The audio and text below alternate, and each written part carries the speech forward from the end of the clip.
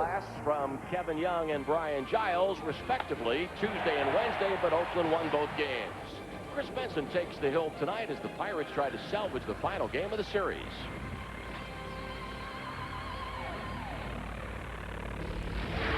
Tonight from PNC Park, it's Game 3 of the series, the Pirates against the Oakland Athletics. Hi, friends, and a very pleasant good evening. Thanks for being with us. Steve Blass is alongside for tonight's ball game. The Pirate manager, Lloyd McClendon, has Chad Hermanson still in that number 7 spot of the batting order for a second straight day, and Jason Kendall leading off. And tonight in right field, batting 5th, Robin Koviak. Yeah, and it really makes all the sense in the world, Lanny, because Craig Wilson, who had that great week last week, is a right-handed batter with a cold bat. He's only 1 for 9 in the 2 games in this series. So Rob Makoviak, a left-hand batter against right-hander Hudson, has been carrying a pretty hot bat, 375 in his last 11 games. Plus, he probably gives you a little bit more defensively. So it really comes as no surprise that Lloyd is going to try this combination. Now, the Pirates are currently 8.5 games behind St. Louis in the National League Central. Oakland 4 games behind Seattle in the American League West. The pitching matchup tonight, Tim Hudson for Oakland. Chris Benson to the mound for our Buccos. Chris' last win in the big leagues was September 26, 2000.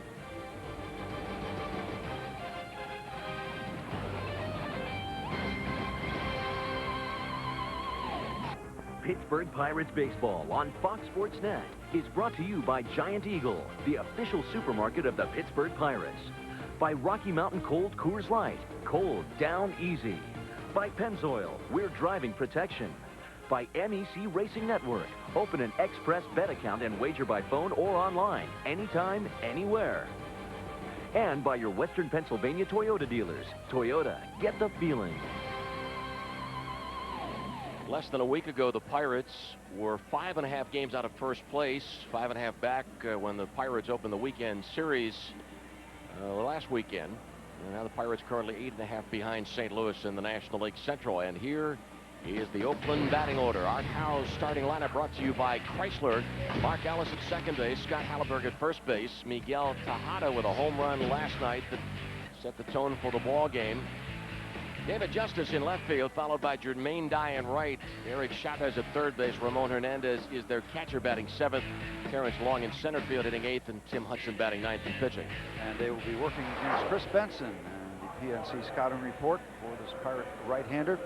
Well, he was good last time out the weekend in Cincinnati, but then the rain stopped him, and he did not return. And you'd love to see him put up a 0 in the first inning because the Oakland A's have scored 2 runs in each of the 2 games in the first inning. That kind of set a tone, and you'd like to see Chris get a win. It's been a long time. Might be good for the soul as well as the ball club. Mark Ellis ready to receive the first pitch. Center cut, called strike. Ellis, the second baseman of the Oakland Athletics, a relative newcomer to the big leagues, hitting .295, no home runs, 5 RBIs, from Rapid City, South Dakota. And the second pitch of the game. Slapped back to the screen, no balls, 2 strikes. Even though the Pirates lost last night, Oakland was held to 5 hits. Benson's 8th start of the year. Out in front of Ellis, no balls, 2 strikes. Kendall sets up on the outside part of the plate. Ellis wants no part of the breaking ball. The first 2 pitches, 96 miles an hour, 95 miles an hour. That's a good sign for Chris. Put a 0 up in that first inning and keep those A's off the board for a while.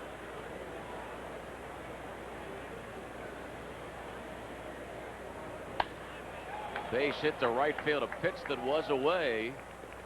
And Ellis able to get enough of the bat on the ball to lash it into right field.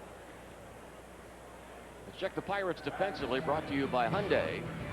Pokey Reese, who won 2 Gold Gloves at second base for the Cincinnati Reds in 1999 and 2000, has committed only 1 error this year, and Pokey came up with a real spectacular play last night, ranging far to his left. Jack Wilson, the Pirates shortstop, Ramirez and Young on the corners of the infield, Giles, Hermanson, and Makoviak in the outfield, Kendall catching.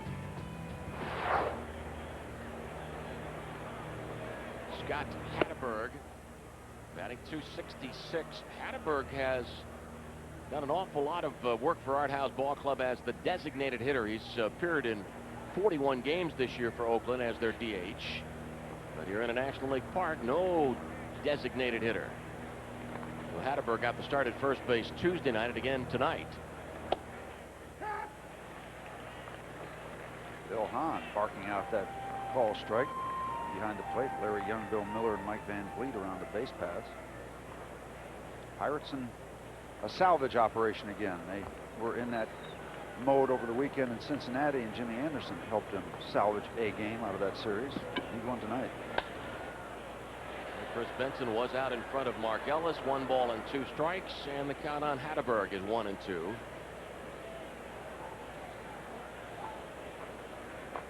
One thing I've noticed about these Oakland A's, it seems like every time one of our pitchers makes a good pitch, they either foul it off or get a base hit. They have done some very, very good work against good pitches. They've hit some good pitches. Don't run very much. Very few stolen bases. This is the American League style of a guy right there who grew up as a National Leaguer, Art Howe. He's made the transition. He manages American League Baseball these days. Throw to first base. The ball gets away from Kevin Young. Ellis advances to second. Bob Hertzl is the official scorer tonight. Just a matter who they'll charge the error on. It is an error, of course. The runner going to second base. Check that angle out. And really, the ball just got under the glove of Kevin Young. I would think that would be an E3. I'm wrong again. See if the runner is involved. See, the runner is in back of Kevin Young. I think that's an error on the first baseman, but they charged Chris Benson. Pitch low and inside, 2-2. Steve was talking a moment ago about Oakland's stolen base total. The Athletics have only 14 this year. They picked up their 14th in the 10th inning last night. The stolen base by Terrence Long, and then the error charged on Jack Wilson off Jason Kendall's throw, and Long scored the winning run in the 10th. Count 2-2 on Hatteberg.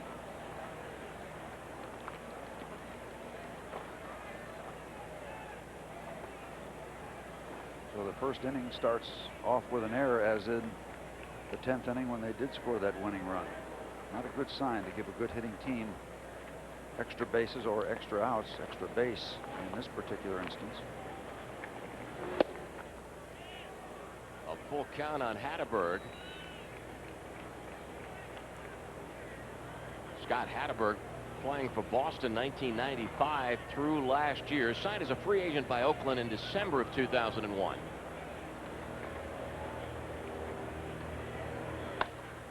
A base hit to center field. Ellis did not get a particularly good jump off second base. The throw in hits the backside of the mound and takes a huge hop. There was no chance for Kevin Young to cut that ball off. The Athletics have runners at first and third, nobody out. Yeah, no need for Ron Washington, the third base coach, to risk anything in the first inning, because they are very much in business. First and third, nobody out. So it is going to take some kind of job by Chris Benson to keep them off the scoreboard in the first inning. And they're looking to do what they did in the first 2 games, get the early lead. Miguel Tejada homered in the first inning last night. He's a candidate to hit into a double play. He's done so 10 times this year, batting .295. The home run last evening is 14th of the year. And the Pirates would certainly make that deal right now, get a double play at the expense of 1 run. Strike call to the inside corner.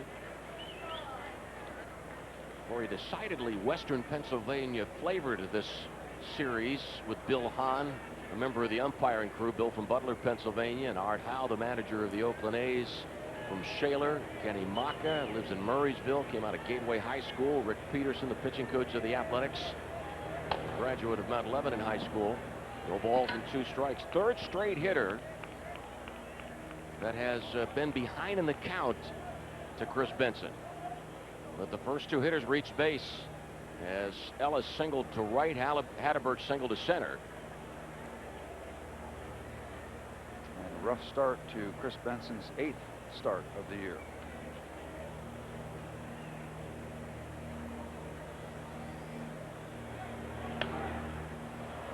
Foul ball to the seats. Count remains 0-2.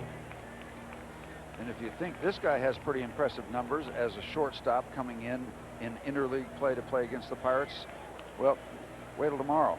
You got A-Rod. He can get it done too as a middle infielder. Go from the frying pan to the fire. Nobody out of the top of the first inning. And Chris Benson called on to throw a good number of pitches to the first 3 hitters. There's another case right there, too, of a good pitch being spoiled. And we were talking about it last night. You want your good pitches to result in swings and misses or outs. And when they spoil them, it's hard to go back to back to back consistently with good pitches, out-type pitches.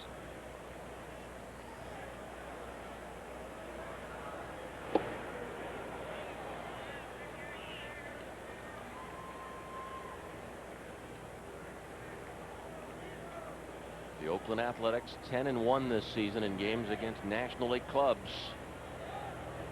And Oakland's going to Cincinnati this weekend.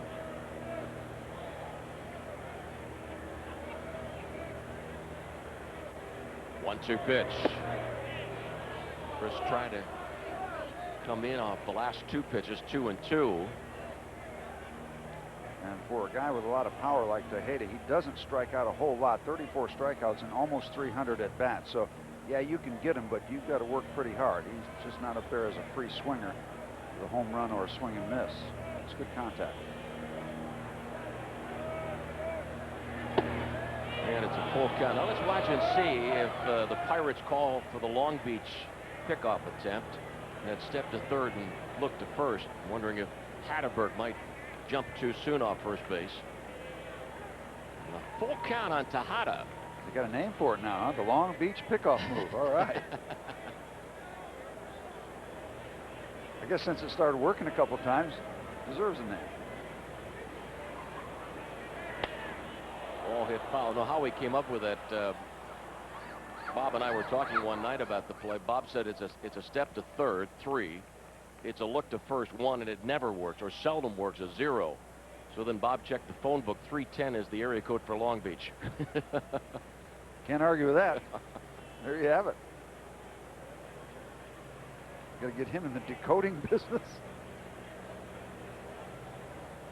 What's that movie's title? Windstalker? Yeah. Yep.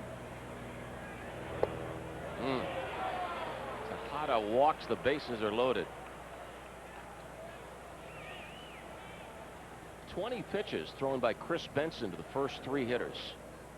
And the bases are loaded for David Justice.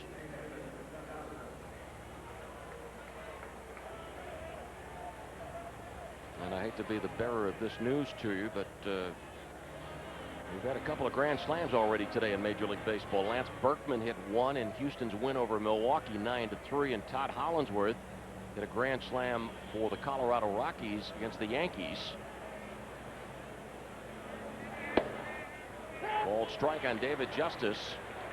Justice has 4 home runs this year, 5 grand slams in his career, 13 lifetime regular season home runs against the Pirates.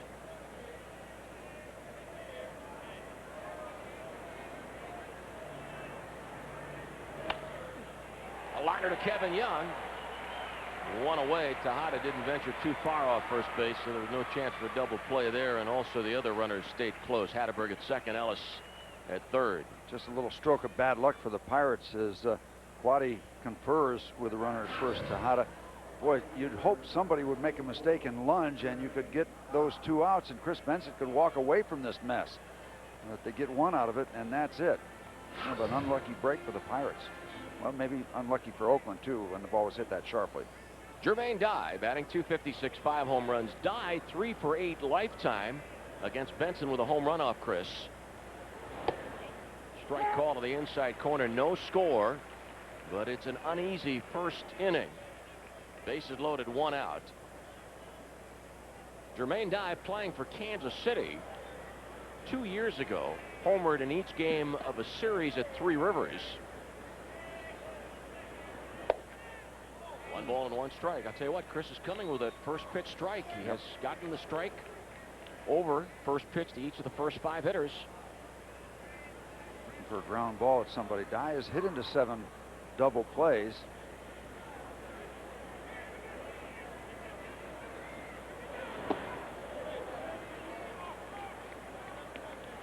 One of the things, too, that Chris has shown a good fastball in the first inning, but Familiarity breeds disrespect. They have seen a lot of his fastballs, and the more pitches that you see as a major league hitter, I think the more comfortable you become.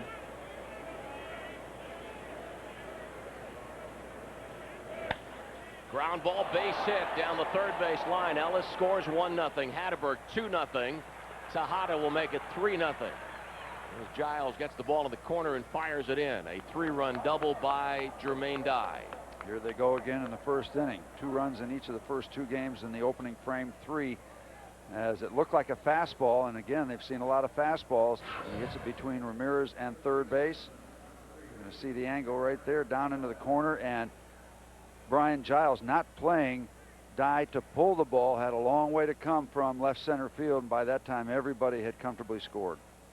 Giles still not in the picture. So far he had to come down into the corner to chase that one down. Pitch away to the left-handed third baseman Eric Chavez, who has 17 home runs and is tied for 4th in the American League. Alex Rodriguez, number 1 in the American League. He's hit 20. A moment ago I mentioned the Colorado-New York Yankees game. It's tied at 11 in the 10th inning at Denver. Here it is 3-0 Oakland.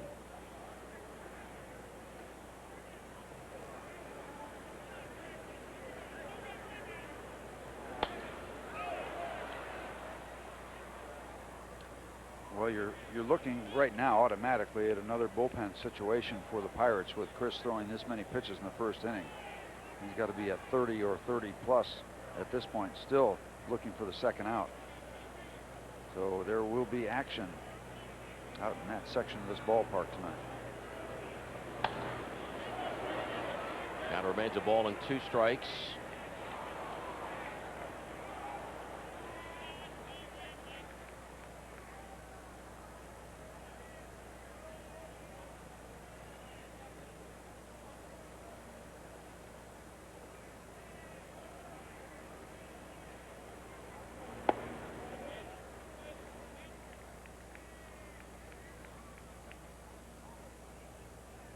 Coming back from surgery, you're required to stay as patient as you can be during the rehab process. And a lot of lonely moments. Chris, for the most part, has remained patient, but boy, this is going to really test his patience. The shot to right center field by Chavez drives in Dye.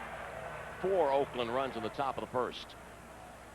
And there really hasn't been a ball routinely hit. Even the out off the bat of David Justice was a line shot right at Kevin Young, and they're going to have somebody start throwing right away. And well, what a discouraging start for Chris Benson and the Pirates. There's a fastball upstairs up in a very hittable zone, and Chavez does not miss it. And it's been Williams going out to the mound. And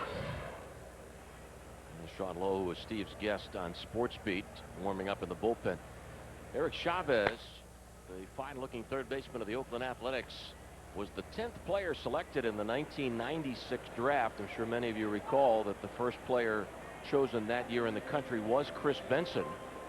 Also, a side note about the 96 draft. The 1996 draft, Billy Koch was taken 4th that year by Toronto. Koch now the closer for Oakland, and Koch picked up his 16th save Tuesday night, got number 17 last night.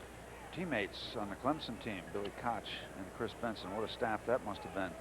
Both of those pitchers have gone under the knife for the Tommy John work on the elbow. Ramon Hernandez ready to bat. There's 1 out. Keep this in mind about Tim Hudson too. He can swing the bat, even though he's an American League pitcher. He has the background that he has been a very good hitter through his development scholastically, and whenever he's had a chance to bat, which is rare.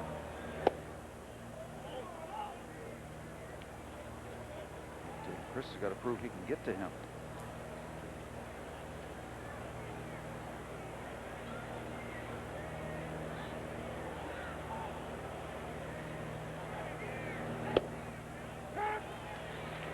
One ball, 2 strikes. Yeah, and there's one of the few non-fastballs that he's gotten into the strike zone. A couple other breaking balls, they've been fouled off, taken. A lot of heat thrown, a lot of fastballs, a lot of offense by the A's. Oakland 4, Pirates nothing. It seemed like every time I've looked up at the scoreboard tonight, the count's been 1 ball, 2 strikes. It's 1-2 on Hernandez.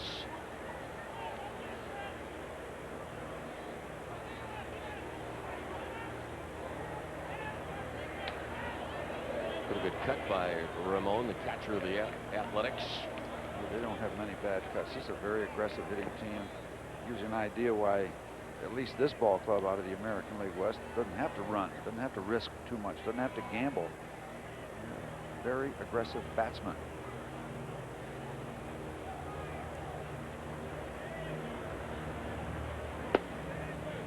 Two balls, 2 strikes. St. Louis hosting Anaheim this afternoon. The Angels lead the Cardinals 3-2 in the 9th inning. Now with every pitch Chris is throwing, his outing is shortening. 38 pitches so far from Benson. Right fielder Makoviak camps under the fly ball hit by Hernandez. 2 outs.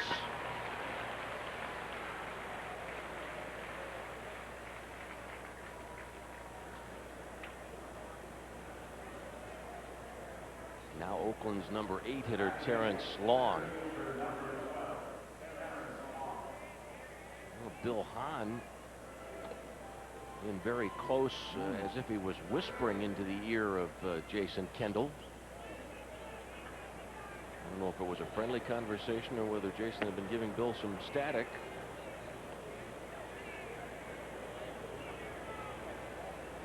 And they will work around Long, and we'll see what kind of swings that Tim Hudson brings to the plate.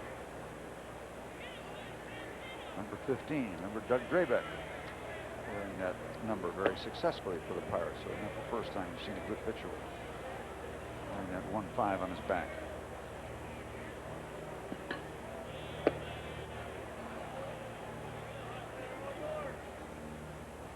This will give the Athletics 2 men on base. There are 2 outs.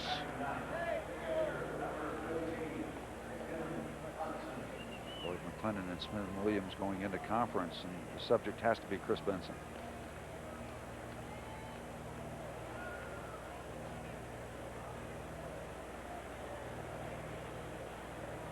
Jermaine Dye doubled in 3 runs, then Chavez doubled in 1. Fly ball hit by Hudson to center.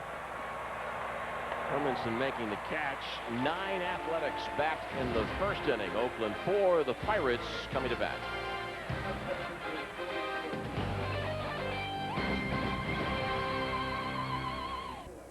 Nothing Oakland. Tim Hudson ready to face the Pirates in the bottom of the 1st inning. The Pirates batting order brought to you by Dodge. Second straight night that Jason Kendall's been in the leadoff spot. Jack Wilson at shortstop. Brian Giles a couple of hits last night, including a home run. Aramis Ramirez at 3rd base. Rob Makoviak celebrating his 26th birthday today. The Pirate right fielder. Kevin Young at 1st base, followed by Chad Hermanson, Pokey Reese, and Chris Benson. Tim Hudson with a career record of 53 wins and only 23 losses. That is a terrific percentage. He will be making his 16th start, and he has been very good recently. 5 earned runs in his last 4 starts. He's a guy that when we talk to the Oakland people that tell us he can get out of jams. He might give up a bunch of hits, but he is great in getting out of trouble, minimizing damage. And what an interleague fan. He's 6-1 against the National League. Kendall looks at ball 1. Tim Hudson won 11 games in '99, 20 games in 2000, 18 games last year. Kendall's averaged .287 and a called strike to make it 1-1. Jason has 1 home run. 92nd time in Jason's career that he's been in the leadoff spot of the batting order, and as a leadoff hitter lifetime, Jason sports an average of .263, which is a bit below Jason's lifetime batting average. Chad Hermanson had been in the number 1 spot. He's moved down to number 7 batting order. Tim Hudson throws a fastball, slider, and it's an improved slider. It used to be his 4th best pitch. It's moved up.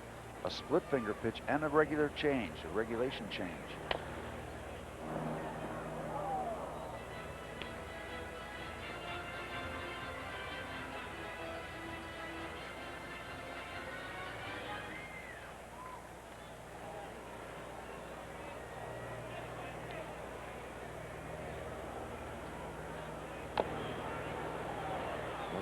well in on Jason. Kendall started to swing the bat.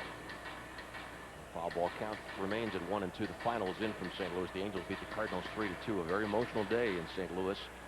They estimated some 10,000 mourners filed past Jack Buck's casket near home plate earlier today. 2 balls and 2 strikes. Kendall yesterday 0 for 4. Tim Hudson from Auburn, Alabama. When he won 20 games in 2000, he finished second in the Cy Young voting behind Pedro Martinez. And his teammate Mark Mulder was second in the balloting for the best pitcher in the American League in 2001, second to Roger Clemens. Count remains at 2-2. 4-0 Oakland. A pleasant surprise for that young Pirates fan. Yeah. First inning baseball. Mom, hold on to that, would you, for me? Yeah, yeah. And don't lose it.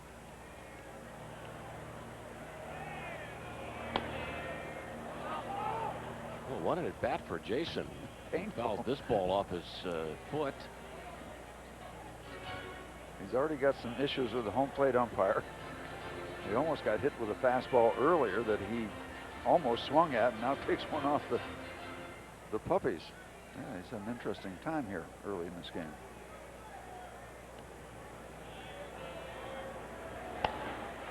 Jason's fly ball to left field, carrying well, and Kendall homers leading off the bottom of the first. A very interesting evening for Jason Kendall. It looked like he went downstairs and got that ball and lifted it over the head of David Justice into the crowd. So there's a nice answer for that 4 spot the A's put up.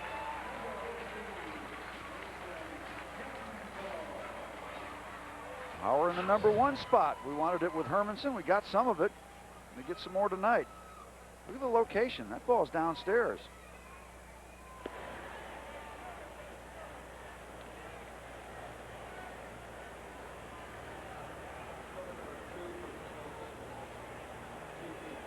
Jason's first home run of the year was off Mike Morgan in Arizona a month and a half ago.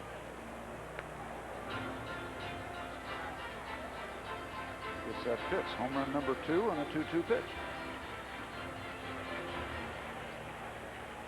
Jack batting .251. Strike call to the inside corner. No home runs, 13 RBIs.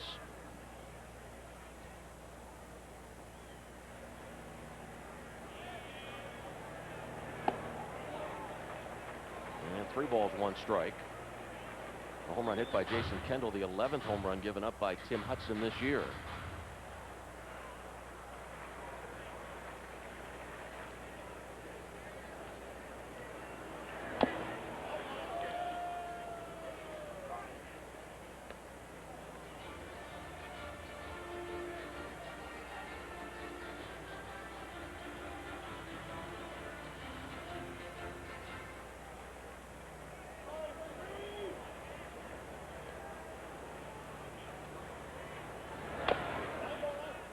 Another foul ball on the Pirate leg.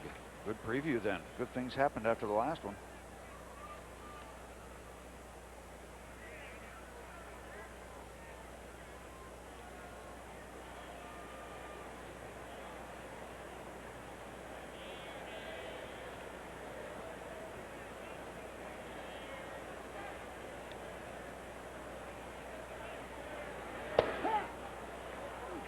Wilson thought he had ball 4. The pitch caught the outside corner, according to Bill Hahn.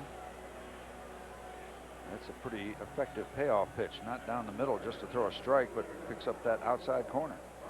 This Oakland Athletics ball club is number 1 in the American League in fielding percentage. They've got a Gold Glover at third base and Eric Chavez. Last night their shortstop Miguel Tejada was in the right spot a couple of times. And Giles lifts one towards the Pirates dugout. There's the Gold Glover Chavez with just enough real estate to make the catch 2 outs. Talking a moment ago about the emotion in St. Louis, what with the death of Jack Buck, and of course Brian Giles playing tonight with a heavy heart. Brian's brother Marcus and his wife lost their infant baby a couple of days ago, and Brian told me earlier tonight that he plans to leave Sunday for California. The service is Monday. Ramirez lines one to left. Justice is there. Kendall homers, leading off the inning. At the end of 1, Oakland 4, the Pirates 1.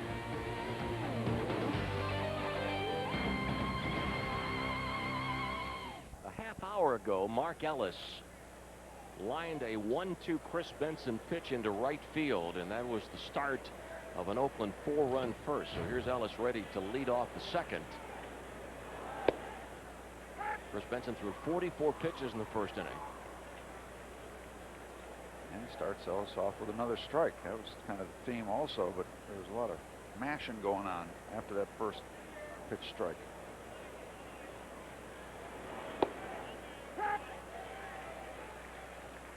They did the monster mash. They certainly did.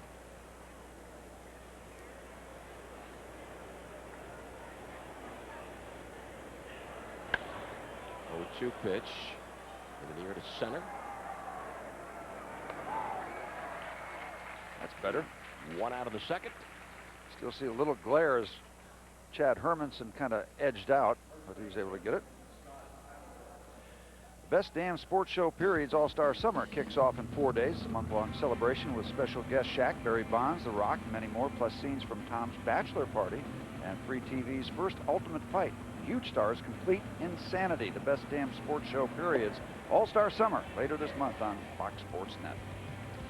Says nothing there about Mark Vodonik's video collection, huh? It does say nothing. Nothing. That probably is going to be brought out as a surprise.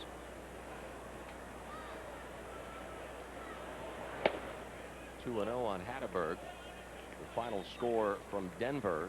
Todd Zeile hit a 3-run homer in the bottom of the 10th. The Rockies outslugged the Yankees 14-11. Life in Coors Field. 25 runs. Guess the humidor's broken. Yeah, it sure is. I'm sure the bullpen door is by now too. Both of them.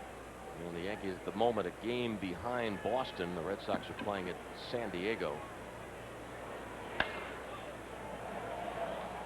And Hatteberg's 2 for 2. Speaking of Boston and former Boston players, Pedro Martinez pitching tonight for the Red Sox. Well, then I was watching Chad Hermanson catch that fly ball off the bat of Mark Ellis. We were out in right field last night. I was really amazed at how good these outfielders can play, because in back of home plate there's just a sea of white shirts that ball comes out of. So it can't be all that easy to pick the ball up off the bat when you're in any of the 3 positions in the outfield. It's a pretty good challenge for the guys out there. You know, Steve, Bob and I got a kick out of the fact there's a commercial that runs on the scoreboard here. It's about a fan that knows everything about every player, and this fan knows exactly where to sit for a Sammy Sosa home run. And we thought you were dealing from the same level of strength, because you were ready with your glove on when Brian Giles hit his home run last night. I was, yeah. There's where we were last night, and he pulled a little too much out in front. We still enjoyed it, but no chance for play on the ball. See, I had my glove. Brown's a little confident now. He caught that ball barehanded in Cincinnati. He didn't have his glove on, so he was, I think, a little overconfident. I had my good Rawlings glove with me.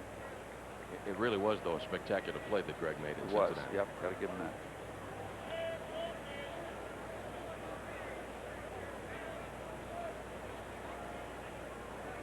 By the way, I don't know if you know this or not, but President Bush declared that area in right center field a disaster area after you guys had been there last night. I don't blame him. I didn't know at one time while I was taking a bite out of another piece of pizza or my glove. They kept bringing us food up there. That is a very, very good picnic area, by the way. Right there, if we can freeze it right there. Anytime you're hungry, go to that area. There probably is still some stuff on the floor out there. I'm going to head there after the game. 4-1 in favor of Oakland. How about the publicity the Looney's got in the Brian O'Neill story? Yeah, today? full column for Ross Morgan and the group. Yeah.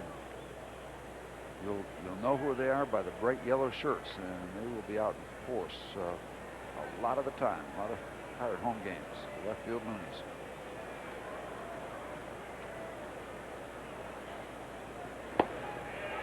Tejada strikes out. As Chris Benson working very hard to stay in this game for an extended period of time after struggling throwing 44 pitches in the first inning. Fastball downstairs that Tejada chased unsuccessfully. Oakland 4, the Pirates 1. David Justice, 13 regular season home runs against the Pirates, 3 postseason home runs against the Bucks, including 2 home runs in Game 6 of the 1992 National League Championship Series. Both of the home runs off Tim Wakefield, but Timmy had the last laugh as the Pirates and Wakefield won Game 6 13-4. No, I guess Atlanta had the last laugh in Game 7. Timmy had a chuckle for a while, and the Pirates were looking good until things got a little nasty late. Not a kid anymore, David Justice, so he's a guy that still is very strong, and you make a mistake, he can really make you pay. He has that kind of experience to recognize pitchers' mistakes.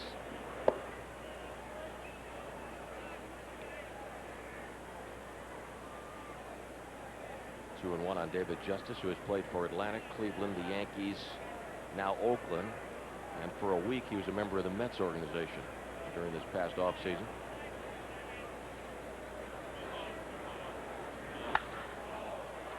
Hit well to center. Hermanson makes the running catch. And that ball was lasered out there, but Chad was able to put the leather up and bring it back down. Looked like it might sail over his head, but it becomes a third out. Yeah, there it is. Still got ourselves a 4-1 ball game. Makoviak leading off the bottom of the second. Rob born on this day in 1976. Robin Hardy of Mingo Junction, the Giant Eagle contestant. 1 ball and 1 strike on Rob, whose average is .238, 8 home runs, 22 RBIs. He is a left-hand hitter, so the percentage being played by Lloyd McClendon, and then the lefty up against right-hander Tim Hudson. And he's had a pretty hot bat lately. Doing a good job in his last 10 games. He's out there in place of Craig Wilson, whose bat has cooled considerably since his hot week. Center fielder Long making the catch, 1 out. Chris Benson threw 16 pitches in the second inning after tossing 44 in the opening frame. And this reminder, the Texas Rangers are here this weekend. All fans 12 and younger will receive a Kids Pierogi t-shirt courtesy of Mrs. T's Pierogies. Sunday's final game of the series starts at 1:35. For tickets, call 1-877-893-BUCKS or visit PittsburghPirates.com. Texas and the Pirates tomorrow night 7:05, Saturday night 7:05, and Sunday at 1:35. And if you think these guys swing the bat, where did the Rangers get here? On the infield,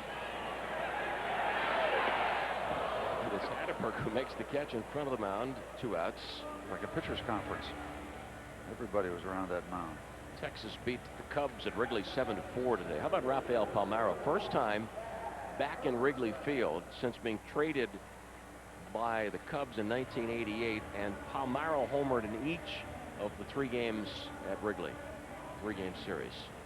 You know, he might be one of the real dominant home run hitters that you don't hear much about these days. I mean, he's got a bunch of career home runs, a bunch. 462 to be exact. Pitch inside to Hermanson. And Palmeiro's hit 437 of his 462 since leaving the Windy City.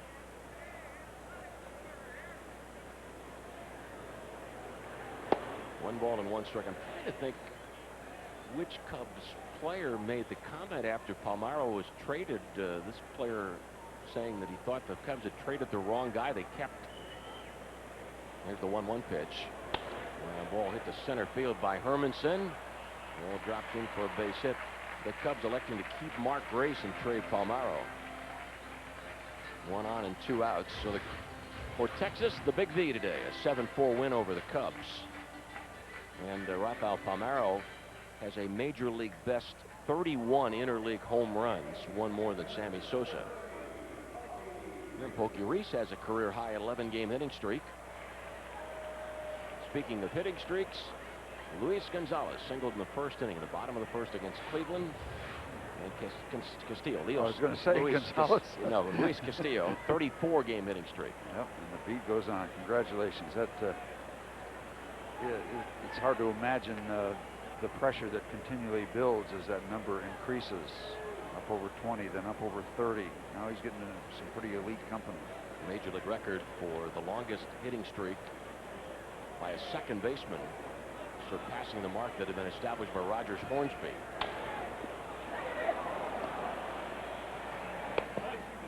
Reached the third out. No runs, one hit, and a man left at the end of two. Oakland 4, the Pirates 1.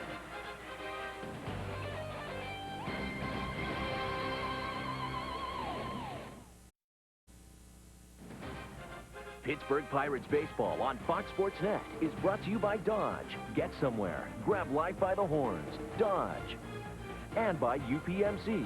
Choose your health care as if your life depended on it. Well, we have jumped right in the middle of summer, haven't we? That's a summertime look. Summer in the Burgh. Good night for baseball. Another good crowd on hand.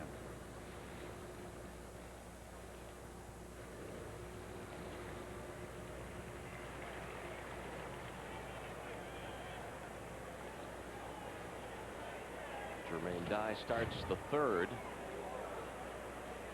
Anaheim beat St. Louis 3-2. David Eckstein 3 hits, scored 2 runs. At the moment, the Cardinals are a game and a half in front of the Reds in the National League Central. Seattle leads Cincinnati 1-0 in the third at Synergy.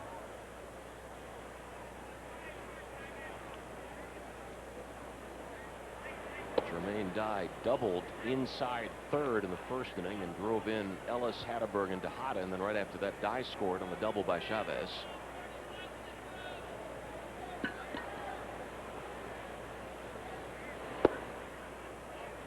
Art Howe, the former Pirate, the manager of the Oakland Athletics. In 2000, Oakland won the American League West, then lost the division series to the Yankees in 5, and last year, even though Oakland won 102 games, they finished 14 games back of Seattle. The Athletics is the wild card team in the division series against the Yankees. Oakland won games 1 and 2 at Yankee Stadium, but then Artie's ball club lost games 3 and 4 at home and lost game 5 in New York.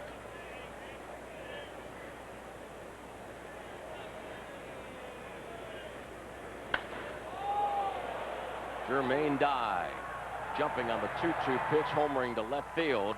It is 5-1 Oakland.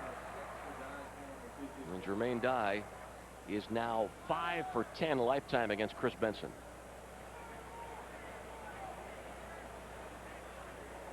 Well, they skipped a beat in the second, but they're back at it here in the top of the third. Home run number 5 given up by Chris, and just a courtesy look by Brian Giles. Location, location, location. High, not nearly far enough inside, and the arms are extended and the ball is launched.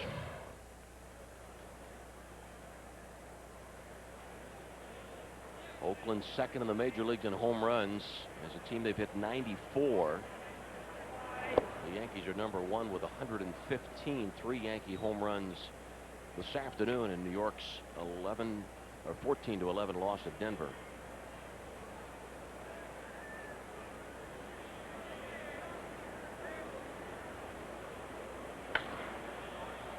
Fly ball to left. And Chavez, the first out of the third inning. Oakland 5, the Pirates 1. And this invitation for you, friends, to join Guy and Rob after the game for Pittsburgh Sports Tonight. Former Pirate slugger Bobby Bonilla was in town this week.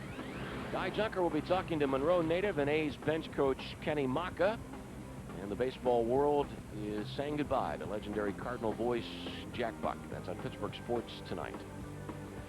Yep, it just simply won't be the same going to St. Louis without Jack Buck being there. I was so pleased that Shelley Anderson made it a point to call Kent Biggerstaff, the head trainer of the Pirates. Kent, who grew up in Wood River, Illinois, just across the river, across the Mississippi from St. Louis. An avid Cardinal fan growing up, spending a lot of time listening to Jack Buck's broadcast during Biggie's formative years. 2 outs, third inning, 5-1 Oakland. Chris getting the ball up, obviously. I guess you can look at the numbers and what's on the scoreboard to tell that, but even the outs, a lot of fly balls, 6 recorded by Pirate outfielders so far. It's too much business upstairs.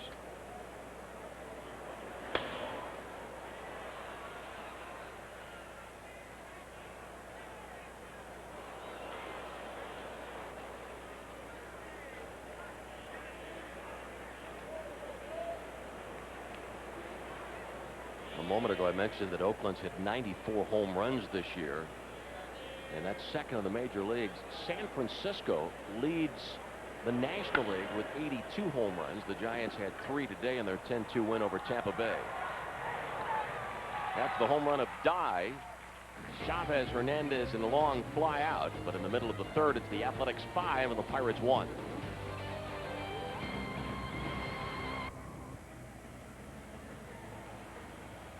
Except for the bottom of the third, Chris Benson is going to lead off. Chris, through the first 3 innings, has given up 5 runs on 6 hits. Buccos trail 5-1. Benson this year is 2 for 8.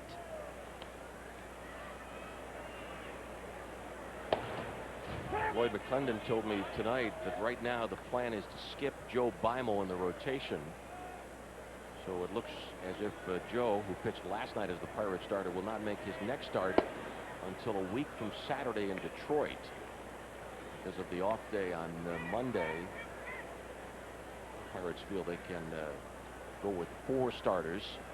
They figure to see Joe Beimel pitch in relief until Sunday, maybe Saturday, if needed. And Benson down on 3 pitches. Second strikeout recorded by Tim Hudson. Yeah, not all that bad, the work of Joe Beimel last night. 5 innings, a couple runs, only 4 hits given up. The off days come into play, and Pirates will have looked at 3 of them in pretty close order over the last couple weeks. So because Joe is being skipped in the rotation, we've got Kip Wells, Jimmy Anderson, and Josh Fogg this weekend against Texas, and then Chris Benson slated to come back Tuesday against Montreal.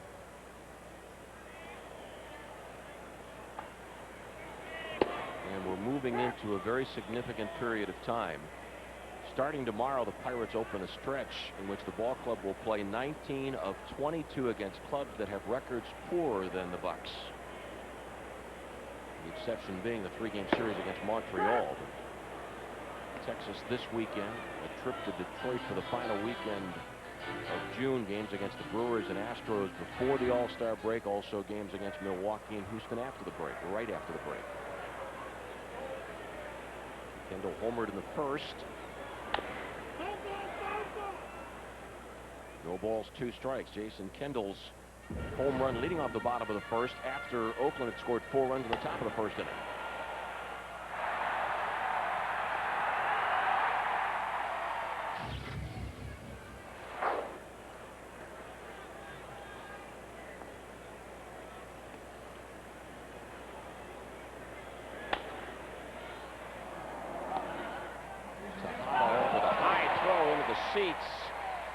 And Jason Kendall gets second base.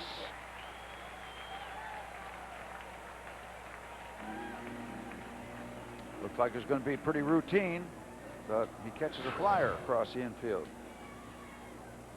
That part, pretty comfortable. Then it changes.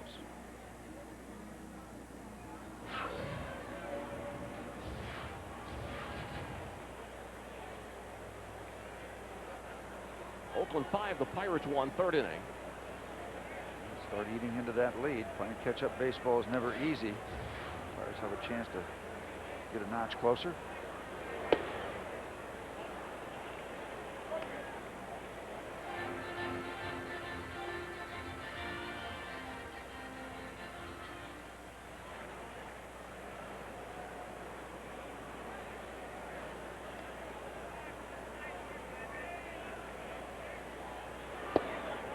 No strikes. Tim Hudson 6 days ago beat the San Francisco Giants at Pacificville Park, and that snapped a personal 4-game losing streak. But it's a little misleading because Hudson has been pitching well over his most recent 4 starts. few no decisions before finally tasting victory for a fourth time this year.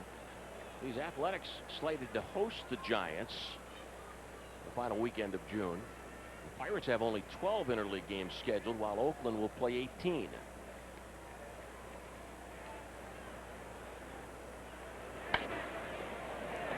Atterberg with a backhanded stop, teaming with Hudson. Kendall goes to third, 2 outs. Well, they got to be loving that because they have played exceptionally well. Interleague play has been very good to the Oakland Athletics, including this year's marker with 9-1, somewhere in that range. They've been outstanding.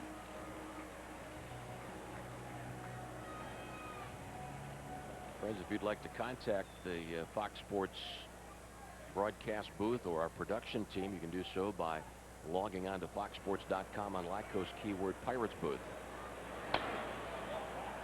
Brian Giles hitting his 17th home run of the year last night. Brian has hit 128 home runs as a Bucko. He's tied for 9th on the all-time franchise list, tied with Richie Hebner.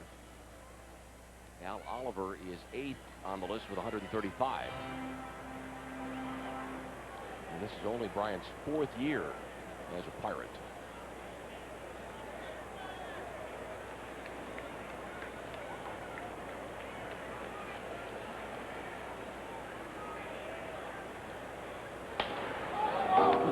Get out in front of that pitch. We were talking about Tim Hudson recently, and he has pitched exceptionally well, but there was a period of time where in a span of 5 starts, 42 innings, he gave up 35 runs. So obviously got something figured out after that and has been on a roll ever since. Although the wins haven't piled up, that ERA has come down very respectably to 3.84. Rick Peterson, whose dad was general manager of the Pittsburgh Pirates way back when. That also managed in the Pirates minor league system for a while. Rick Peterson, who was a member of Chuck Tanner's coaching staff the final year that Chuck managed the Pirates in 1985. 1 ball and 2 strikes on Giles. Runner at third, Kendall, 2 outs. Chuck.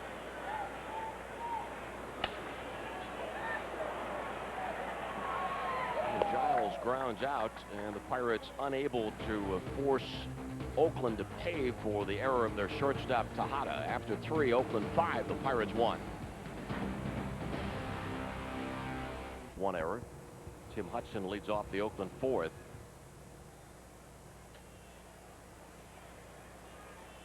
Now, a little face painting going on at the ballpark tonight. The Bucko colors.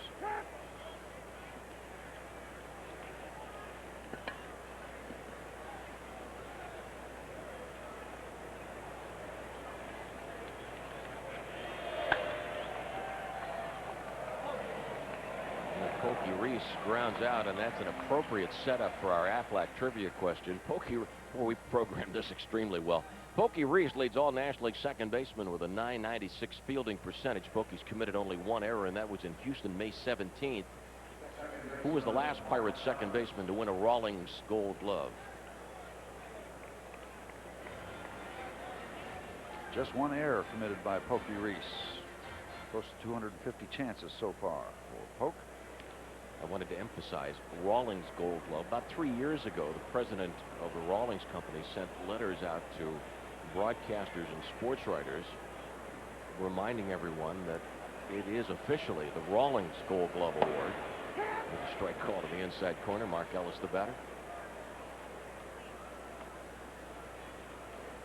They probably paid good money for that distinction. I was talking to Mark Ellis last night. He's from Rapid City, South Dakota, in the Black Hills of Dakota. Rapid City's 25 miles from Mount Rushmore. And I asked Mark if you've been to Mount Rushmore. He said, oh yes, several times. And he said it really is an impressive sight.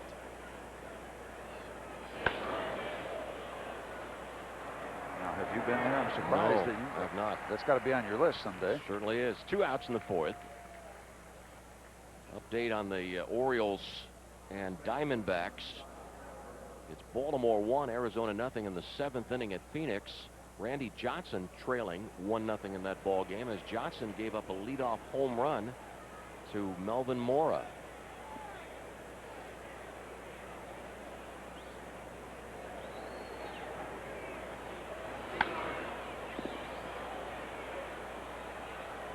It's an easy fourth inning for Chris Benson as Giles makes the catch.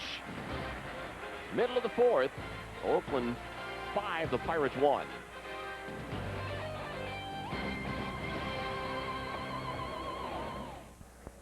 (5-1) Oakland, bottom of the fourth inning. Ramirez, Makoviak, and Young against Tim Hudson.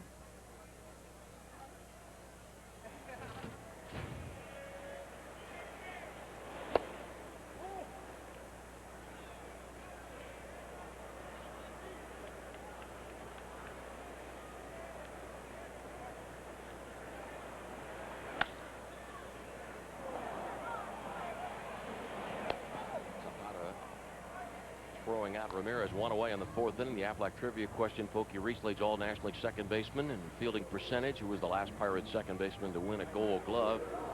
Go back 10 years to 1992, and Jose Lind. And before that, Bill Mazeroski won 8. Chico.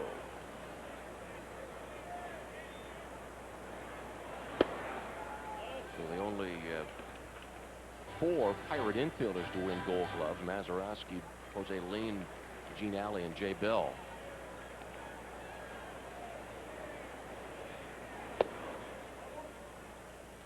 This double play combo right now working for the Pirates. Pokey Reese and Jack Wilson can get some pretty fancy stuff done. Well, back in the days of Bill Mazeroski and Gene Alley, they got some pretty fancy things done.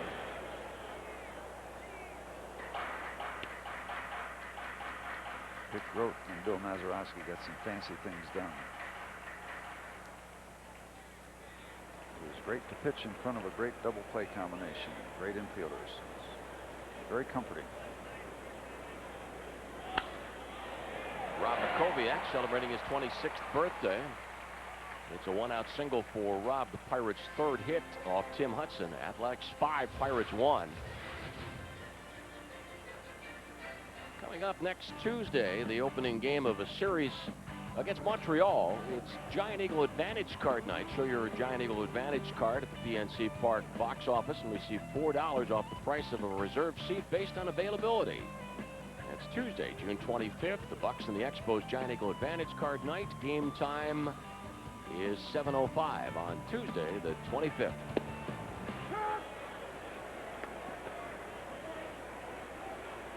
Now, are you going to be bringing out the card for birthdays tonight? Will that come a little bit later on? Because the reason I mentioned that, I just saw a name flashed up on the message board between the innings. And I was wondering if you might have that on your list. No, I don't think so. Joanna Littlefield. Dave Littlefield's is that wife, right? celebrating her birthday. Just saw it up on the boards. Add that to the file. Celebrating here on the 20th of June. Here's my 4x6 card for the 20th of June. See what kind of company she's in.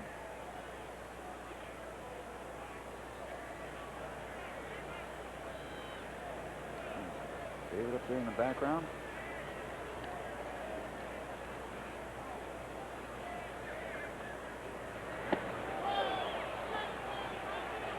And Kevin, the second out of the fourth inning. Third strikeout for Tim Hudson. 2 outs, fourth inning. Pirates trail 5-1.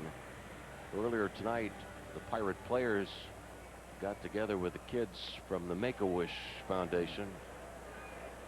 And it's a meaningful experience for Pirate players, giving back to the community, recognizing the challenges that the Make-A-Wish kids face. Strike one on Chad. Wishes granted. That's a wonderful program. Art rendering program at times, but they do a phenomenal job.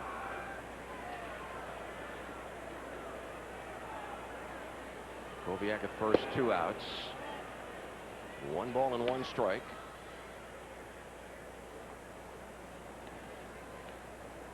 Seattle holding on to a 1-0 lead at Cincinnati in the 5th. Here it's Oakland 5, the Pirates 1 in the first inning. Oakland scored 4 runs off Chris Benson. Jermaine Dye had a 3-run double, followed immediately by Eric Chavez's run-producing 2-base hit. Chavez throws out Hermanson.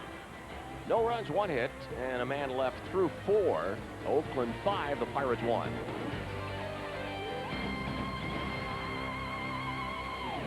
This copyrighted telecast, presented by authority of the Pirates, may not be reproduced or retransmitted in any form without the express written consent of the Pirates.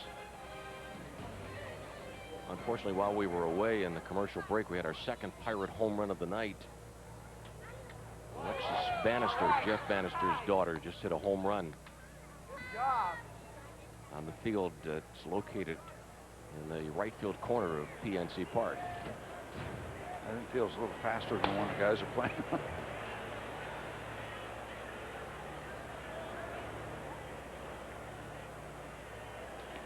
Tejada starts the 5th. Jeff Bannister, the field coordinator of the Pirates.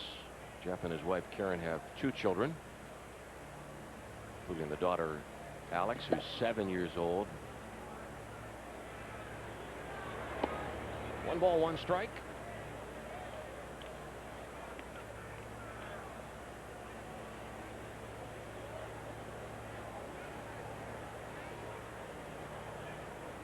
Chris Benson has settled it down as he works here in the 5th inning. Just 1 run since that bombs away 1st inning.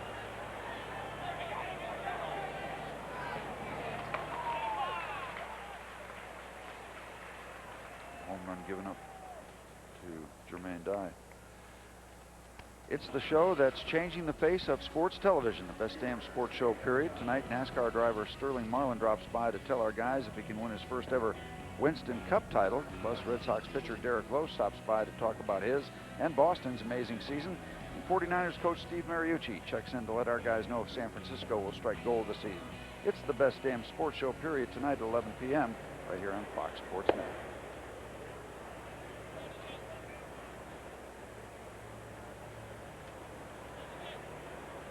David Justice spending about 4 weeks on the disabled list this year, May 8th through June 4th, with a groin strain.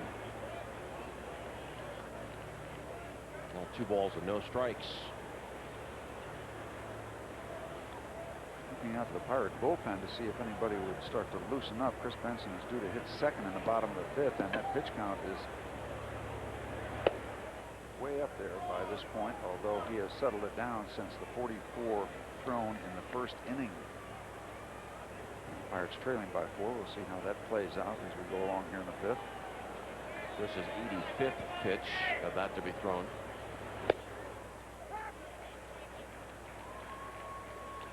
Might be one of those cases that if Chris gets through this 5th inning comfortably, this might be an extended program that might be a little out of the ordinary, in that the Pirates trailing by 4, they might let him hit just to see if the extended appearance might be the thing that's going to help him down the road. Justice prevails, and David must stick around home plate for another pitch. He's pleading his case with the home plate umpire Bill Hahn. And as we made that note about Chris Benson, Sven Williams tells him to get going out there. So they're going to use pinch hitter. Second walk issued by Benson, a 3rd walk rather. The walk to Tejada in the 1st, and also an intentional walk to Long in an opening frame. And Sean Lowe was warming up back in the 1st. He's throwing again here in the 5th. Yeah, I asked Sean in our conversation earlier, I said, do you want to get back in the starting rotation? He said, not yet. He says, I haven't been thrown well enough to be considered for that. I've got to get my act straightened out in any opportunities I get in the bullpen. So he's got a pretty realistic outlook on what he's doing and what it's going to take for him to even consider heading in that direction.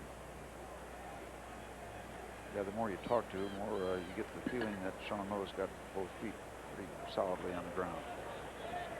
Sean, one of the 3 Musketeers, along with Josh Fogg and Kip Wells.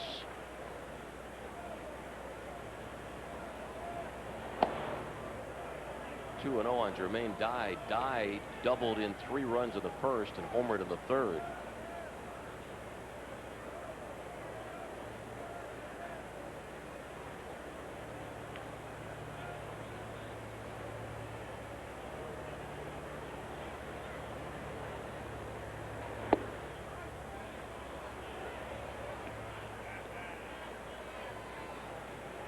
Now to Jermaine Dye, and you mustn't assume that he's taking. Perfect opportunity for a green light. They're already comfortably ahead by 4 runs.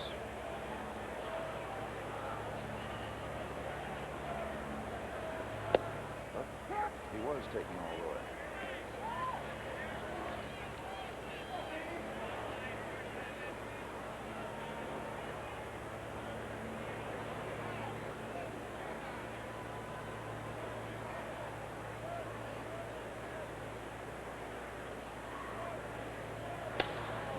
On the 3-1 pitch, it's lined in left field by Dye, who now needs only a triple to hit for the cycle. 2 men on, 1 out, and Jermaine Dye 3 for 3 tonight against Benson, and 6 for 11 lifetime against Chris.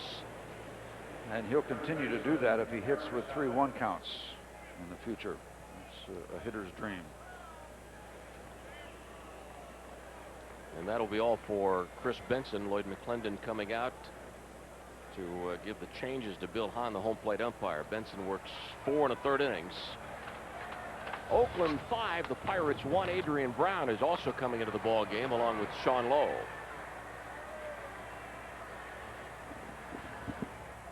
Kevin McClatchy hosted his friends from the University of Pittsburgh, Walt Harris and Joe Giordano and Steve Peterson. Tonight from Duquesne University, Brian Coleri, the athletic director, is seated alongside Brian and Joe and Danny Nee, the basketball coach.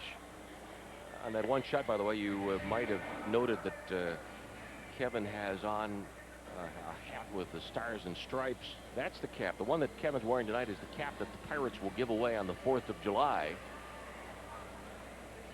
See, the owner gets an early shot at the hat. No, we went to him and said, hey, we need a handsome guy to be our model for the evening, and you've been nominated.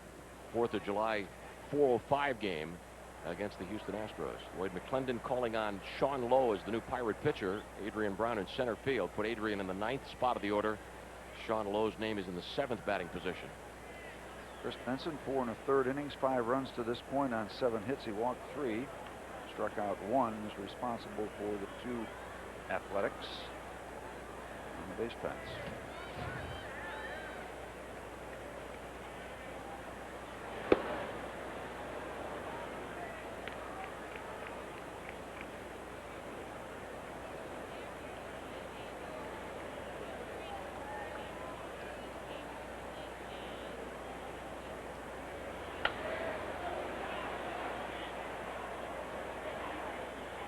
One ball and 1 strike. Oakland 5, the Pirates 1. There's 1 out. David Justice at second base walked. Jermaine Dye singled.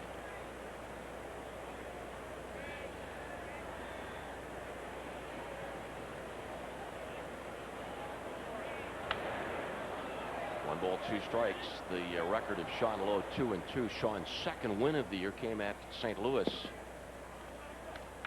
on June the 2nd. And the Pirates beat Matt Morris 5-2.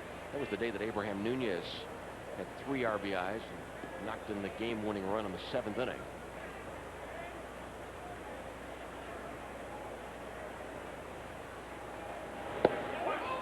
Two outs.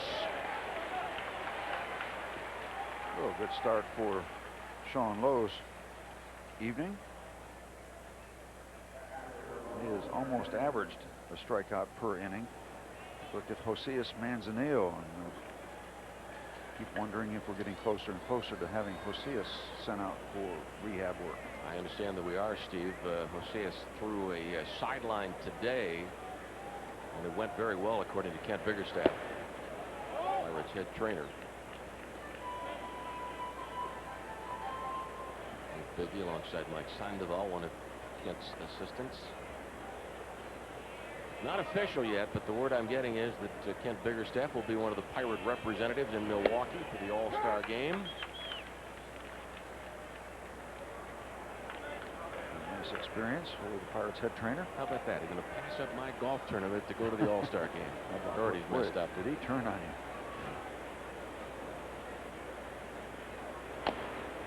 One of our defending champions, too, with Pete Mahler's group. 1 ball and 2 strikes on Ramon Hernandez, 2 outs and 2 on. Now, do you guys team up on the road golf events? Is it you and Biggie against Burden and McClendon? Or yes, that's the match, yes. Has it been financially beneficial this year? I can't say. You can't say that. It would be boasting if I did. I see. Okay, we won't pursue that then. We won't let anybody know how it's gone so far.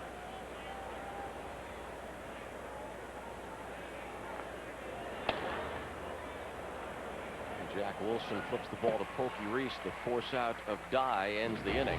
No runs, 1 hit, a walk, 2 men left on base. Middle of the 5th inning. Oakland 5, the Pirates 1. A beautiful Thursday night in Pittsburgh. And ready for the bottom of the 5th inning. Pokey Reese to lead off. James Fannin in Ridgeway, Pennsylvania. Denny Heindel territory. Best wishes to Denny and Rose.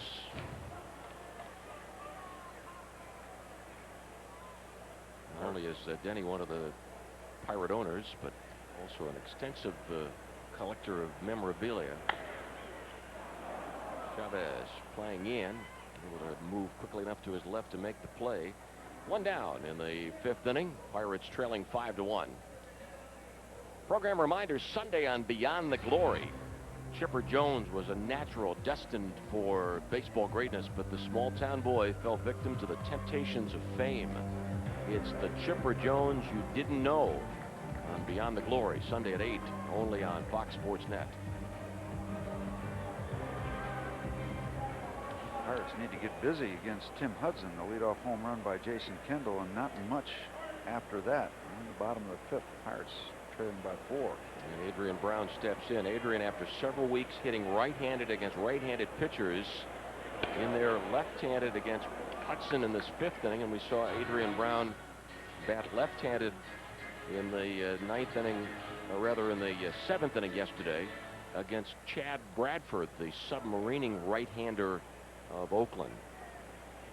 I asked Lloyd about it on the Skipper's radio show today, and Lloyd feels that Adrian has been putting in the work necessary to now be in position to do a better job swinging the bat left-handed. Lloyd feels that sometimes a hitter that's struggling from one particular side of the plate, a switch hitter that's having trouble from one side, it gets away from it from a little while, it can be okay, and I guess Adrian's waiting for a new bat. Maybe it's somewhat like a closer that has gotten into a slump, and every once in a while a manager will give him a starting assignment. It's happened in the past. In a new field, different look.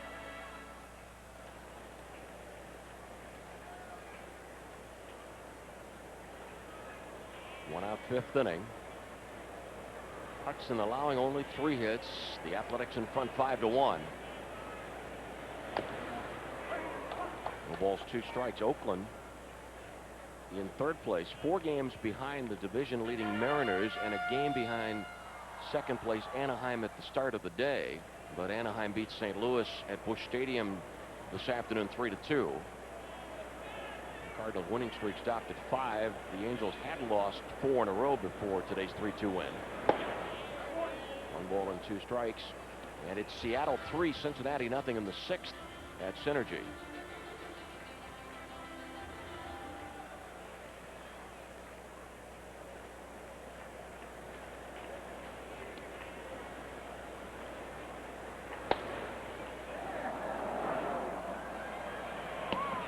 Two outs, 5th inning. And time to give you the UPMC injury update. We already talked about Manzanillo. Maybe Joseus in the next couple of days will be preparing to go out on a rehab assignment. Armando Rios has the calf injury, though Rios went on the DL because of the knee problem. And according to Biggie, Armando Rios coming along very slowly, not close at all.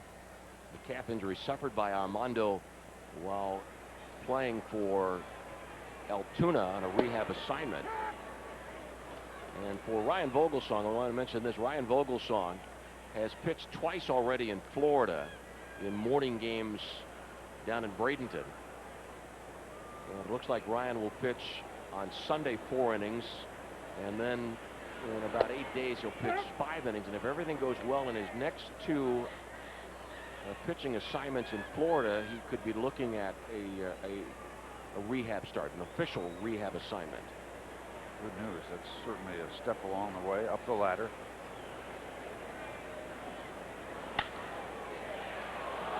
the 0-2 pitch. Kendall lines out to the leaping second baseman Ellis. Through 5, Tim Hudson and the Oakland Athletics in front of our Pirates 5-1.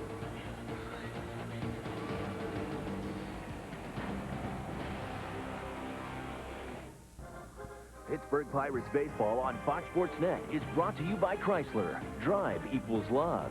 And by Aflac. Ask about it at work.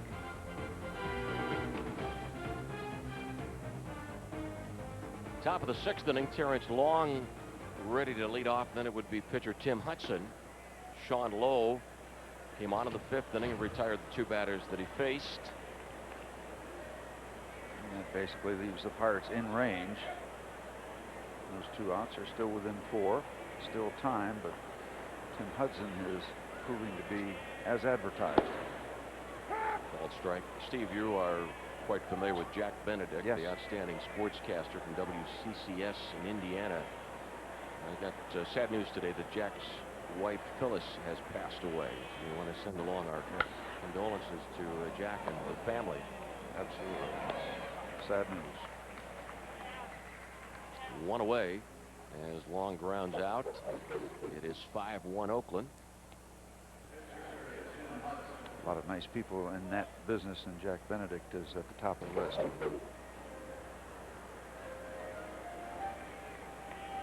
Jack Benedict and Ray Goss, 2 talented guys from Indiana, 2 great sportscasters. Absolutely. And the guy that used to work with Ray Goss, Nellie King, in the ballpark tonight, signing autographs on Alumni Thursday, along with the Candyman, I think. Candelaria in the ballpark with Nellie.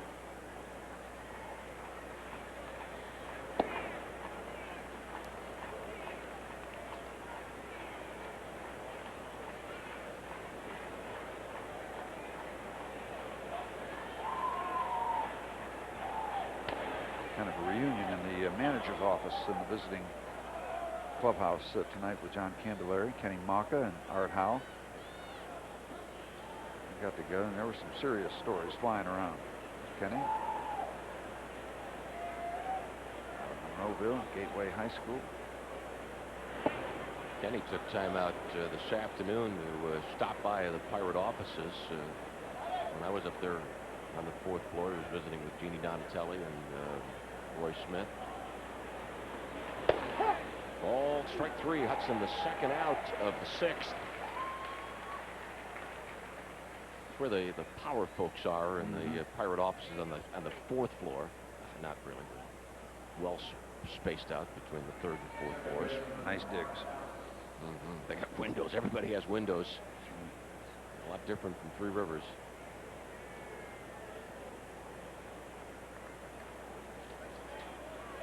Nice work from Sean Lowe so far. 4 up, 4 down, a couple strikeouts. Trying to keep the Pirates in range. He's had the Steve Blass magical touch tonight. You appear with Steve on a pregame show. That's magical. That is purely magic. Well, it was showing about draft time. Usually teams making their draft, and then they try to sign people. That's 2 different projects. Sean Lowe has faced 5 up, 5 down. Now down to the bottom of the 6th. The Pirates have work to do, trailing by 4. 5-1 the score in favor of Oakland here in Pittsburgh, and it is 5-1 Arizona over Baltimore in the 9th inning in Phoenix. Jack Wilson leading off. 1 down, bottom of the 6th. Before Brian Giles steps in, a Coors Light what's on tap note. Tomorrow night, Alex Rodriguez and the Texas Rangers coming into PNC Park. Game time 7:05. Kip Wells against the gambler Kenny Rogers, and we'll be on the air at 7 o'clock with coverage. So you got Kenny Rogers, the first edition, against Kip Wells. Was it Mary Wells of the Supremes? You got a musical fiction against the Supremes.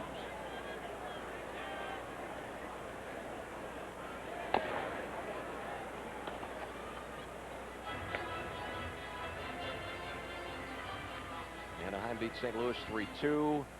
The White Sox win at Philadelphia 6-1. Mark Burley becoming the 4th American League pitcher to reach double figures in wins.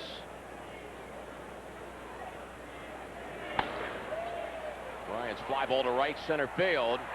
Base hit, and the ball bounces to the wall. Giles has a one-out double as the ball eludes the glove of the diving Jermaine Dye. And it looked to me like Dye expected that ball to hook back at him, and it was kind of a leisurely slide directly across that left him short. I don't think he got a real good jump and was not able to run it down. Ball almost looked like it slid the other way, maybe a little bit of an inside out the move. And Jermaine comes up short, and the race is on. Brian Giles gets 2 bases.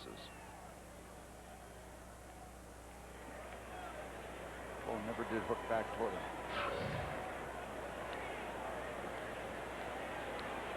Aramis Ramirez in the 4th spot of the batting order as Giles moved up from 4 to 3 when Kendall was elevated from 3 to 1. Makoviak on deck. The Giles double, only the 4th Pirate hit of the night. Oakland 5, the Pirates 1. The Athletics scored 4 runs in the 1st inning. Base hit by Ramirez. Giles scores. Now 5-2 Oakland. Ramirez gets his 22nd RBI of the year. Certainly does help. Now will we see a pinch runner? I don't think at this point, as the Pirates bat in the 6th, that they can afford to get that bat with the potential it brings to the plate out of the lineup, so he will remain at first base. Ball dies on the grass. It's going to be a 1-out or 1 RBI single. No chance for 2 bases for Aramis and his ankle. And Art Howe telling first baseman Hatteberg to play behind Ramirez, and that's a wise decision. The A's well aware of the problems that Aramis has with his ankle. So not as wide an opening on the right side. Mike Lincoln, the Pirate pitcher, getting ready, because after Makoviak it's Young, and then following Kevin, the pitcher spot. Sean Lowe had his name placed in the 7th batting position when Lloyd made the double switch in the 5th.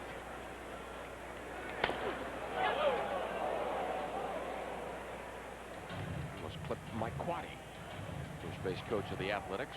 So spent some time in the Pirates organization.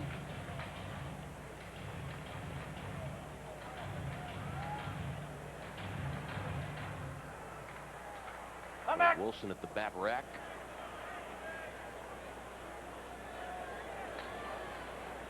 Double by Giles, RBI single from Ramirez. Oakland 5, the Pirates 2.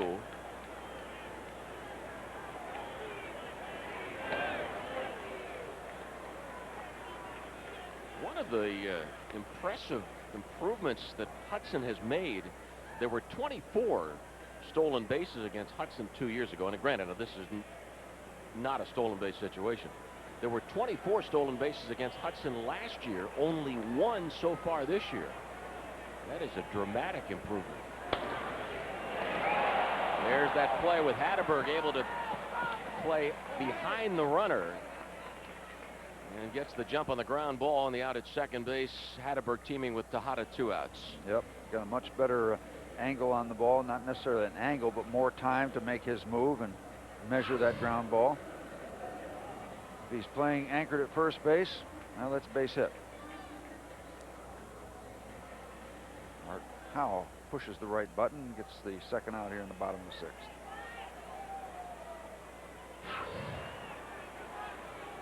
Kevin Young tonight 0 for 2. Craig Wilson in the on deck circle. Oakland 5, Pirates 2.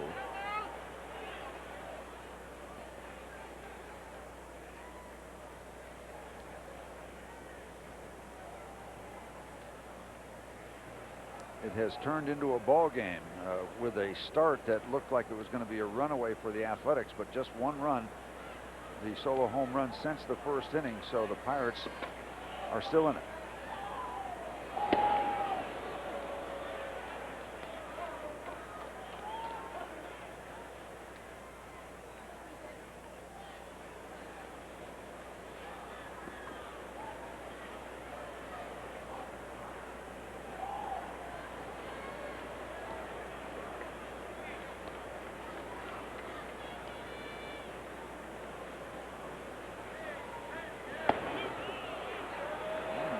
sudden, Tim Hudson reaches back and gets it to home plate 93 miles an hour.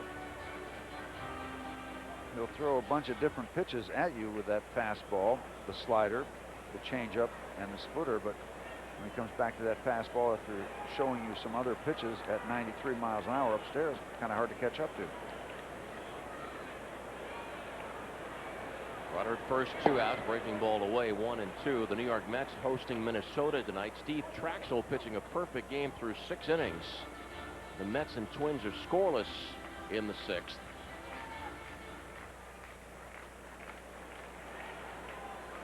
I'll bet we have had 10 or 11 pitchers take no-hitters into 7th innings this year. We've come away with what, just one, Derek Lowe program.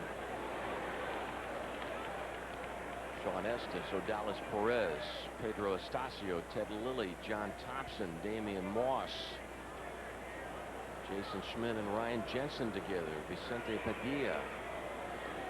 The Derek Lowe no-hitter was at Fenway against Tampa Bay, April 27, 3-2 on Kevin Young, 2 outs. The Pirates have scored a run. Oakland's lead is 5-2, and Hatteberg once again told by the dugout, back off. Now that it's 3-2 on Kevin Young. A pitch of importance for Tim Hudson and Kevin Young and the Pirates. Runner goes, Makoviak on the move, and Rob's got to come back. Did we see that John Thompson attempt up close? Is that the Rockies starter? Yeah. Yes, no-hitter for 6 1/3 innings. Yeah. Armando Rios broke it up. Thompson pitched just 7 innings in that game, but got the win. Colorado prevailed 7-2.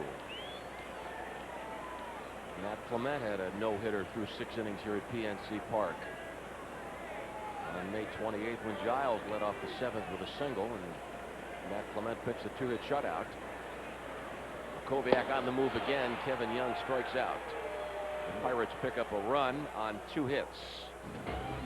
Through 6, Oakland 5, the Pirates 2.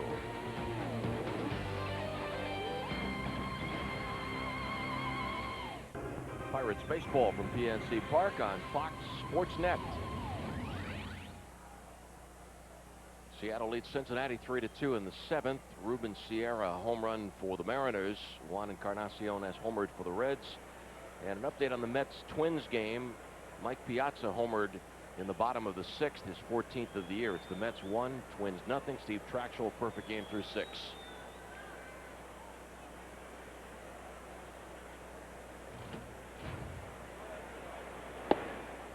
Almost seemed like he was perfect that game he pitched the Pirates last series in New York last year. He was very effective, got it done impressively against the Pirates in a very short amount of time.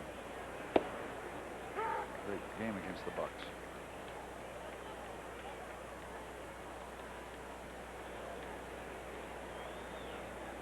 Sean Lowe pitching the 7th. We did not get down to the pitcher's slot in the bottom of the 6th.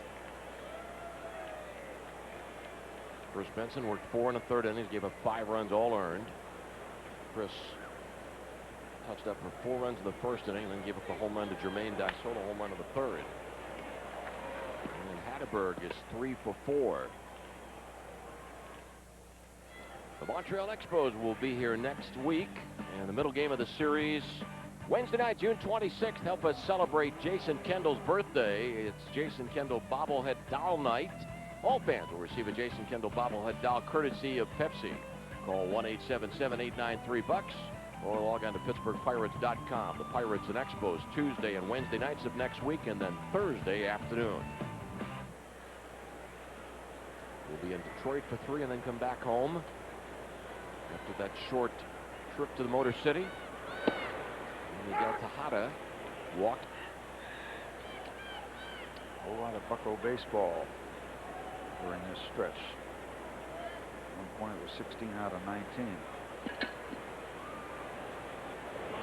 And as I pointed out earlier, starting tomorrow, the Pirates will be looking at a schedule that has the Pirates playing 19 of 22 games against clubs that have records poorer than theirs. So if the Pirates are to make some kind of statement in the middle part of this 2002 season, there's the opportunity.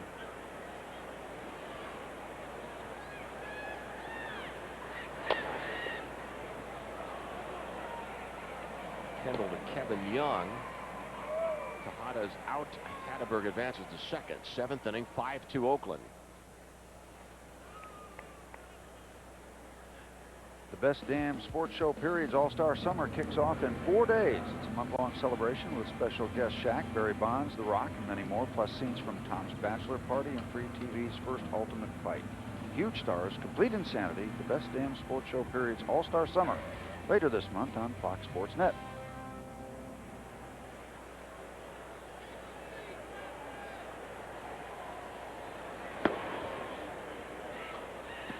Jermaine Dye 1 for 9 lifetime against Sean Lowe.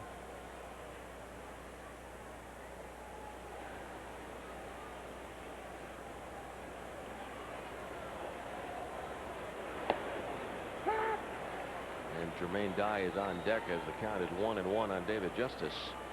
I mentioned that about Jermaine Dye because Dye needs a 3-base hit to complete the cycle. He has already doubled, homered, and singled. And this ballpark has a configuration that lends itself to that possibility. Justice hits one to right center. Rob Makoviak in the channel to make the catch. 2 outs. Now with first base open, what kind of approach will the Pirates take with Jermaine Dye?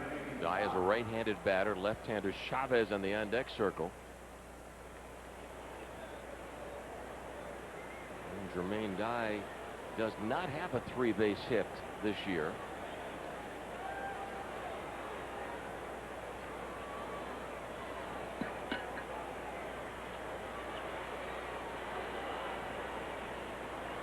What do we have? Just 2 players hit for the cycle in the history of Three Rivers: Joe Torre and Jason Kendall. Yep. Correct? That was part of one, and I saw the other.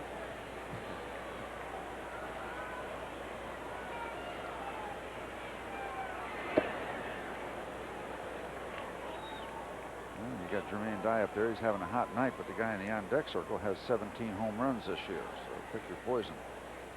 That man.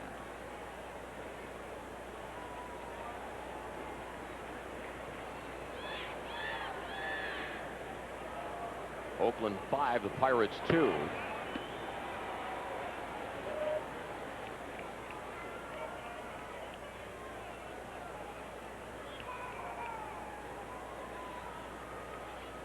I don't know if Joe Torre had many triples. Didn't get all that many infield hits. Was not known as a speedster, but got one he needed on the right night.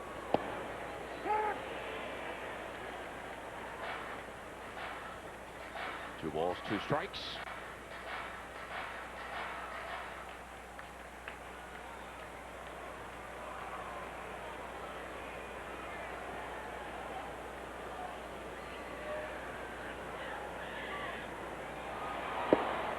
Like the big unit survived that leadoff home run by Melvin Mora. As, the Arizona Diamondbacks finally got him some runs late. He kind of ran the table after that. Got him 5 runs in the bottom of the 7th. Randy Johnson is 11-2. Still remains the big-time 1-2 punch for pitchers in Major League Baseball. Foul ball by Dye. Arizona began the day 1 game in front of Los Angeles, and the Dodgers are hosting Toronto tonight.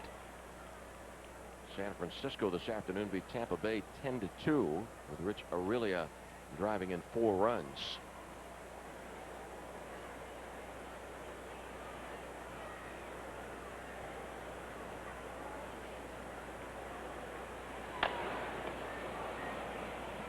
Well, knocked down by Sean. Underhand flip to Kevin Young. No runs, 1 hit, and a man left on base. Middle of the 7th, 5-2 Oakland. Now let's go out to our Los Angeles studios for a sports update. Ready to settle back in after the 7th inning stretch. Brandon Williams of New Cumberland, the Giant Eagle contestant this time around, and Abraham Nunez set to pinch hit for Sean Lowe.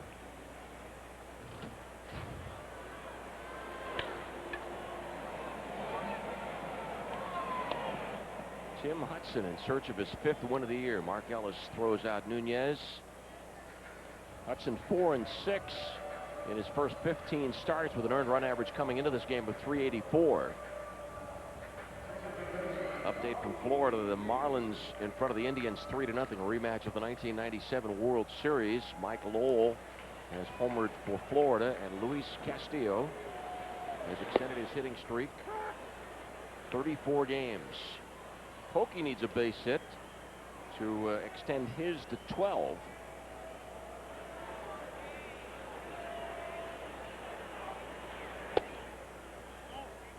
I had a chance to talk with Art Howe, and one of the subjects we went over was Art Howe's 23-game hitting streak in light of what Castillo is doing. And talked to Art about the mounting interest when you get up over the 20 mark, and it becomes interesting. At the time Art did it for the Houston Astros, it set a team record. That's been broken since, but kind of interesting thoughts of how the media gets to you, and it starts mounting and building the pressure. Art went through that. Art Howe and his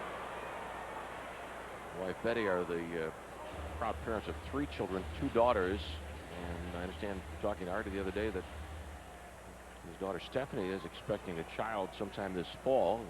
Already a grandfather for the first time, and Art's son Matt is playing in the California League, Class A of Modesto in the Oakland organization.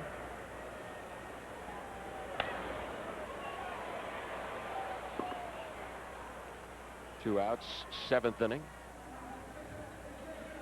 5-2 in favor of Oakland. Coming up after the play-by-play, Guy Junker and Rob King present Pittsburgh Sports Tonight. Former Pirate Bobby Bowe was in town this week. Guy Junker has an interview with Monroeville native and bench coach of the Athletics, Kenny Maka. And baseball says goodbye to legendary Cardinal voice Jack Buck. Some 10,000 Cardinal fans filing past Jack Buck's casket today at Busch Stadium. It is an easy inning for Tim Hudson. The Bucks retired in order in the bottom of the 7th. Will go on to the 8th. Oakland 5, the Pirates 2. Scott Sauerbeck ready to pitch for the Pirates. Chris Benson pitched 4 1/3, then Sean Lowe in 2 2/3 innings.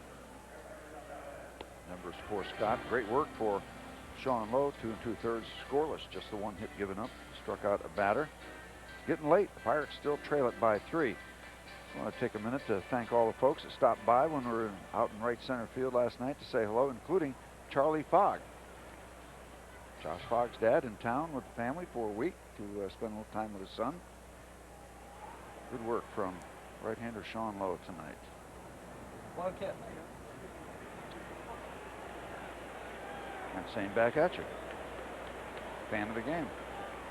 Something of concern. Scott Sauerbeck gets the call from Ken Biggerstaff.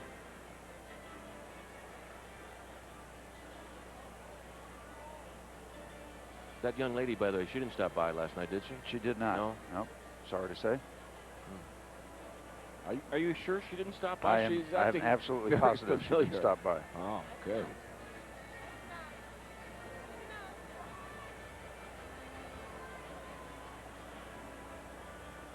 I don't think Scott Sauerbeck's all right.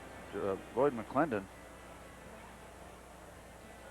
made some kind of a signal into the bullpen or into the dugout, and it will not be Scott Sauerbeck. We'll see someone else come in from the bullpen, and they'll be able to take all the time they need to loosen up. We'll let you know what's going on when we find out.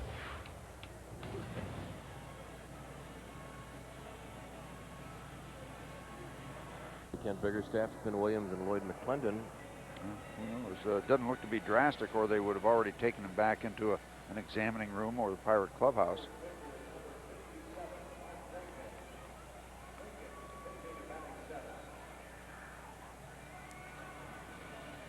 Mike Lincoln getting in his warm-up tosses. Now, I guess Scott was announced, so he was officially in the ball game. I'm not sure how that works, other than the fact that he no longer is. Numbers for Mike.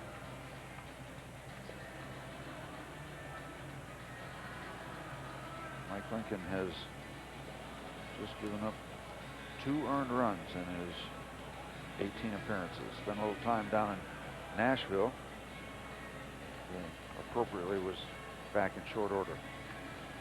And he's ready to go. He was loosening up before, so it didn't take him all that long to get ready, and he will face Eric Chavez.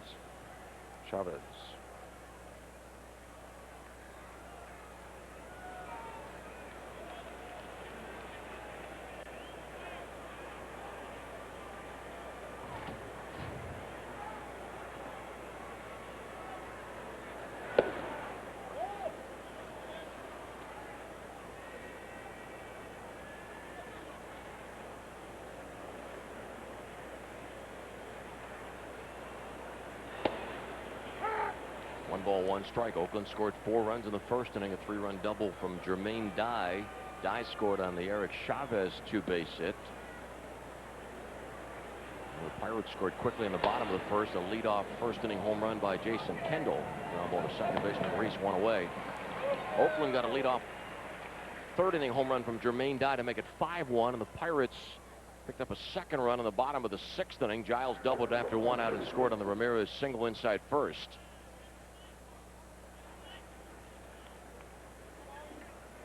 Now Ramon Hernandez ready to step in.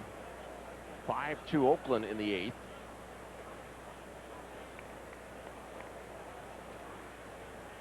I have a note here from our good friend and colleague in the Pirate front office, Mark Berger, that Lenny Lutz from the Van Dyke Business Systems is planning a big trip to the All-Star game, taking 4 generations of his family to the All-Star game, including his mother-in-law, wife, daughter, and grandson. So have a great time in Millard Park for the Midsummer Classic in that new ballpark in Milwaukee.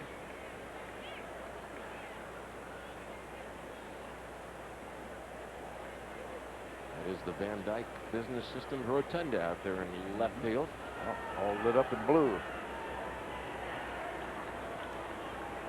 Great place from which to watch the game. Yeah, it really is. That railing is a neat spot. Our signatures along the Clemente Bridge and just about everything else about this ballpark.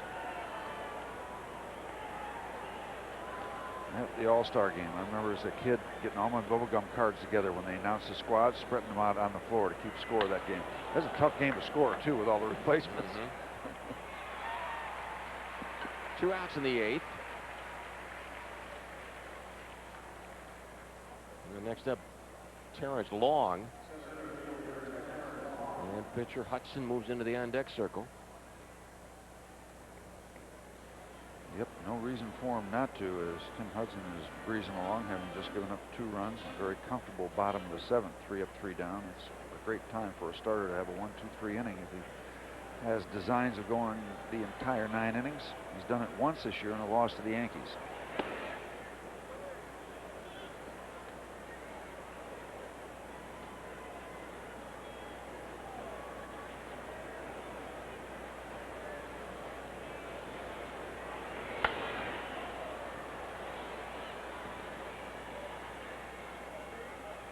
One ball and 1 strike. 8th inning, Oakland 5, the Pirates 2. And the Twins get a base hit in the top of the 7th off Steve Traxel. The Mets lead that game 1-0 in a home run by Mike Piazza.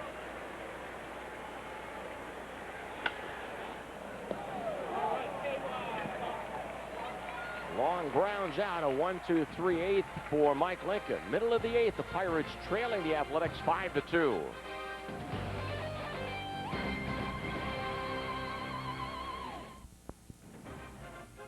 Pittsburgh Pirates baseball on Fox Sports Net is brought to you by Advance Auto Parts. The best part is our people. And by your local Jeep dealers. Jeep, there's only one.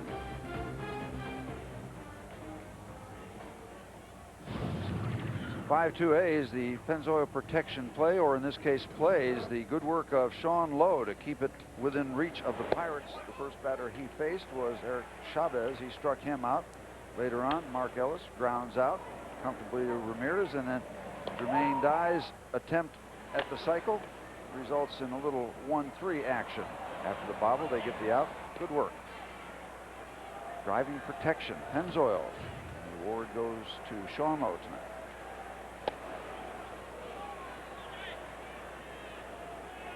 Pirates have only 5 hits, including Kendall's home run leading off the bottom of the first. And you better do something right now unless they want to face Billy Koch again. They've seen enough of him in this series. He has saved the first 2 games.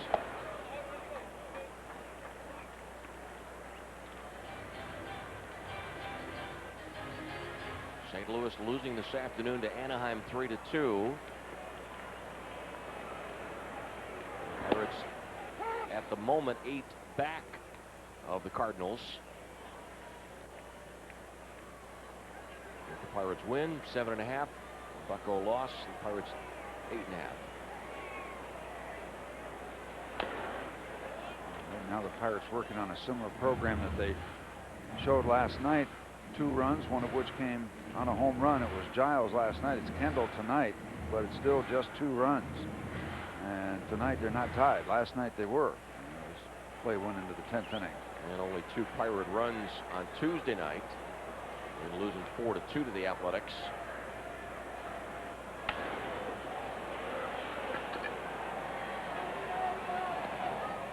Atterberg outside the line, 1 out.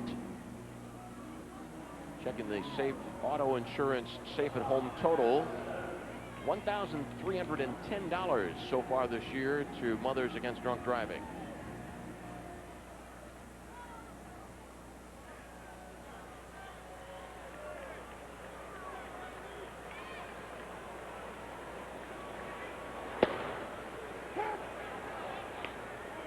Oakland 10-1 this year in games against the National League clubs. And Tim Hudson 6-1 lifetime in interleague games. Oh, bunted right back to the mound, 2 outs. Not a bad idea, but the direction was not what Jack Wilson wanted. Detroit leads Atlanta 2-0, 8th inning. Greg Maddux started that ball game for the Braves. Ryan Giles doubled and scored in the 6th.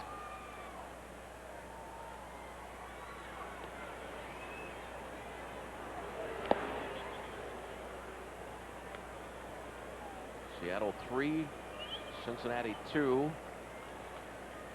8th inning at Synergy.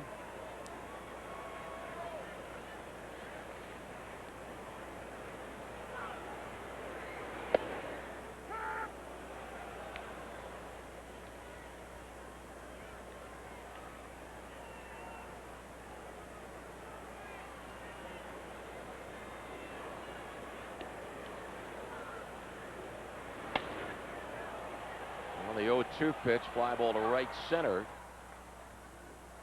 Pirates go quietly in the 8th, and Tim Hudson has set down the last 8.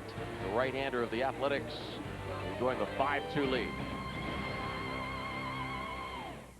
Pirates baseball on Fox Sports Net. Tomorrow night the Pirates host the Texas Rangers. Game time 7:05. Our telecast begins at 7. Kip Wells versus Kenny Rogers. Olmedo signs pinch hitting for Tim Hudson. So the starter of the Oakland Athletics works through 8.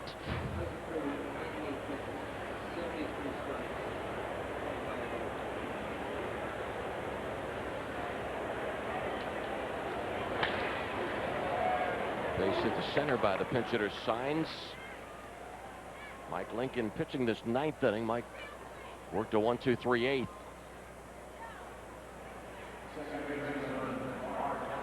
So unless the A's add on, which would eliminate a save situation, we expect to see Billy Koch. We won't see him anyway, but he is eligible at this point for a save.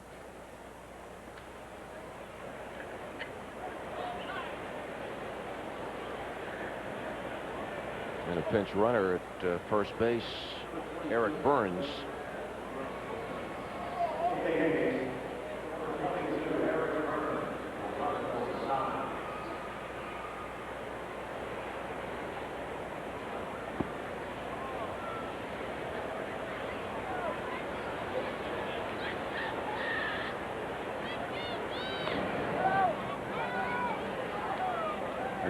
Sometimes I just don't get it. Tim Hudson on a roll is retired 8 in a row. I think he'd have a shot for a complete game. They go to Koch. That's okay, but then if you buy into that, then why do you ever let somebody go for a complete game?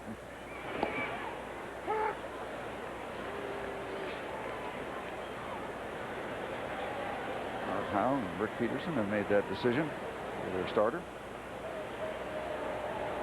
Complete games, well, it's part of this era too, that complete games don't have the significance or the importance that they used to have. So bullpens play a bigger part.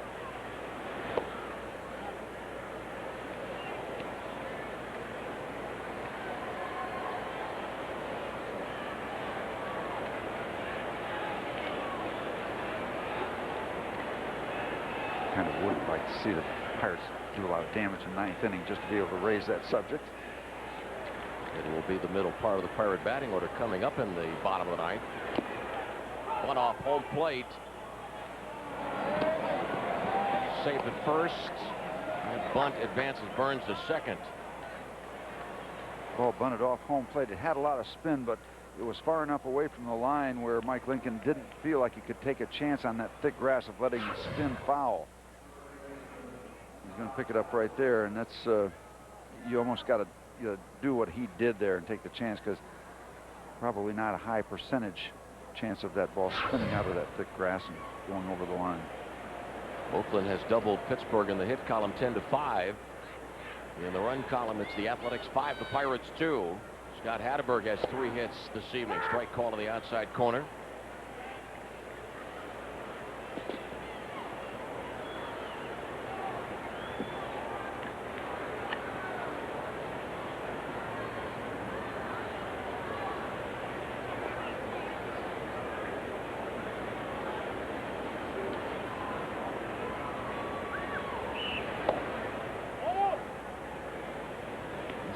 Difficult stretch for the Pirates right now. It started in Anaheim. It didn't go well there. It didn't go well in Cincinnati.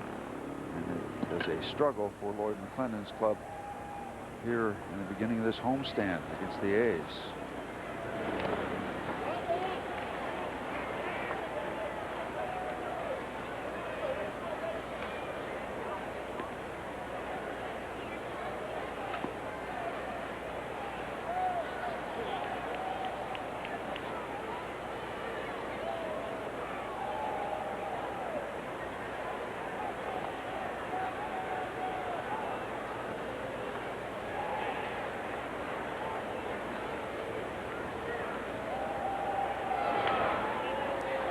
Remains a ball and 2 strikes.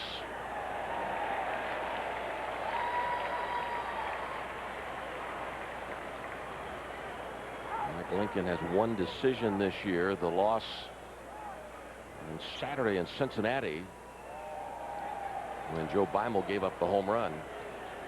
3-run homer hit by Adam Dunn off Beimel. Significant runs charged to Lincoln. Well, the strikeout of Hatteberg, the first out of the 9th.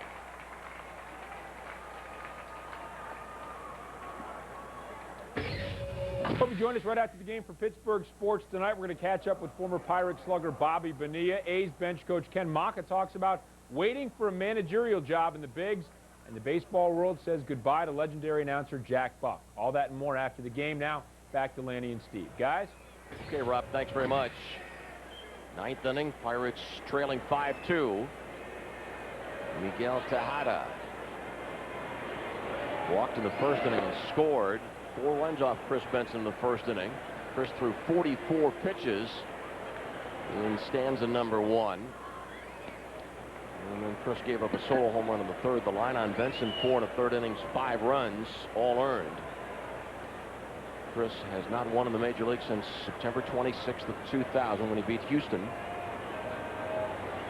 That was Chris's 8th start since coming back from surgery. I mentioned earlier that the plan is to skip Joe Beimel in the rotation this next time around. That would bring Chris Benson back to pitch on Tuesday night against Montreal. Kip Wells, Jimmy Anderson, and Josh Fogg over the weekend. Beimel making his 3rd start of the year last night, pitching 5 innings. And Bimel's next start, according to Lloyd McClendon, would be the middle game a week from Saturday in Detroit. Ball hit down the left field line and a foul ball.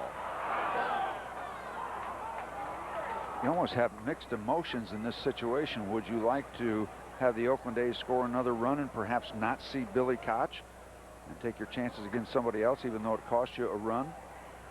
Or would you like to have the score kept right where it is and take your chances against the closer? The other side of that coin, even if they add on, Art Howe might run him out there, so no guarantee, even if it's not a save deal, that you would not see Billy Koch.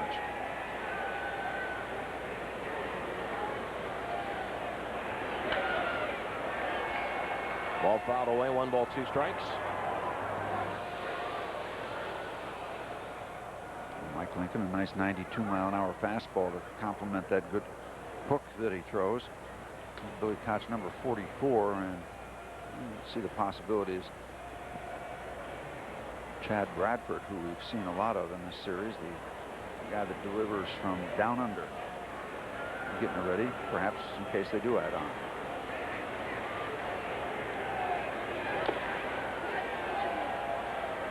Another example of how these A's have been spoiling some pretty good pitches. That 1 and 2 delivery fouled off. Good pitch by Mike Lincoln, but he's able to stay alive. Miguel Tejada.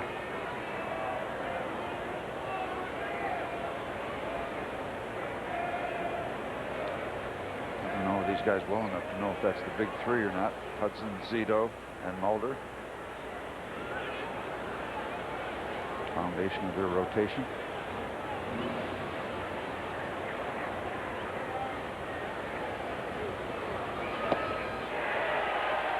Mike Lincoln striking out Hatteberg and Tejada back-to-back. Good fastball in a good spot. So 1 pitch ruined, but comes right back. Throws a good fastball to get the second out here in the top of the 9th inning.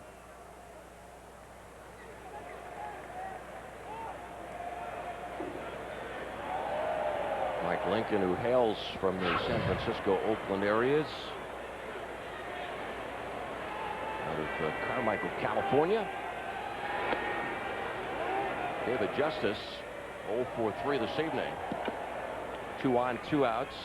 In the Pirates' bottom of the 9th inning, Aramis Ramirez, Rob Makoviak, and Kevin Young coming up. And then if a Pirate gets on base, it would be the pitcher's spot, 4th. Fastball. Every once in a while, when I look at Mike Lincoln quickly, I'll be reminded the similarity between Mike Lincoln and Mike Bilecki. Every once in a while, you get that look-alike feel. Lincoln's not as good a drummer as Bilecki was. No, it's true.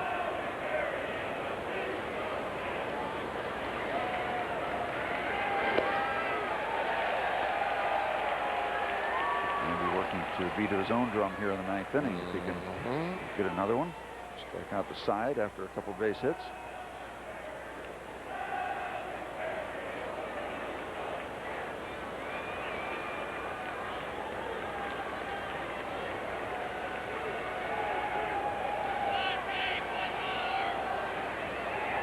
Burns at second, Ellis at first. Pokey reached to Kevin Young just as the 3rd out. The Pirates trailing by 3. We go to the bottom of the 9th inning, and here comes Billy Koch.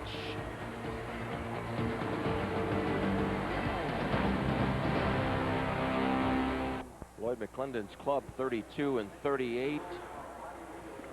At the start of the day, 8.5 games back of the Cardinals. The changes for Oakland, John Mabry moves in from right field to play first base. Eric Burns stays in the game to play right field, and the new pitcher Billy Koch has his name penciled in the number 2 spot of the Oakland batting order. Well, the Pirates need to get that bat speed revved up because Billy Koch will be getting it to home plate in the high 90s. We haven't seen a whole lot of finesse from Billy Koch. Kind of ironic that he and Chris Benson were schoolmates and teammates at Clemson. Benson starting this game and Koch trying to finish it. Strike 1. 94. That's just a preview.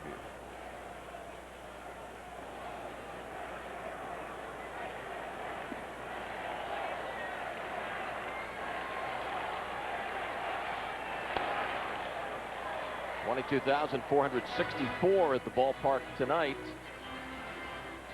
30,562 last night. 21,943 on Tuesday. And the Texas Rangers are here this weekend.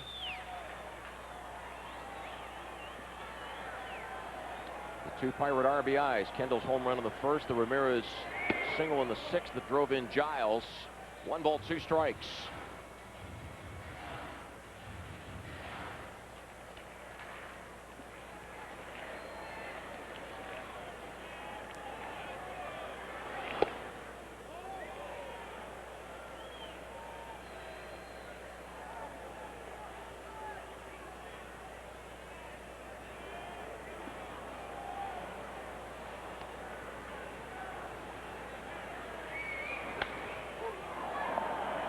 Third baseman Chavez tight to the line, 1 out.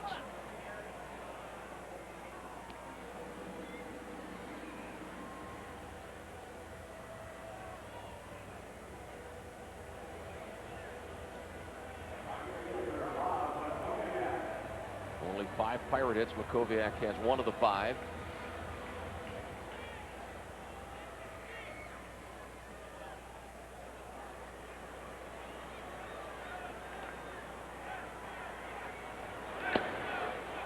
Rob had a base hit off Koch in the 9th inning on Tuesday.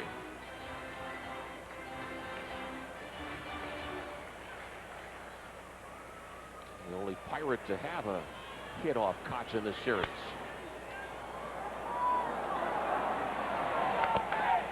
Safe! Well, Rob Makoviak has 2 hits off Koch. Hustling down the line, beating the throw from shortstop Tejada.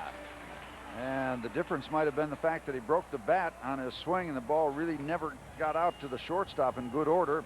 Good hustle down the first baseline. The Pirates get a little something going here in the 9th inning. He had to come a long way in to get that ball, and the hustling Rob Makoviak beats it out.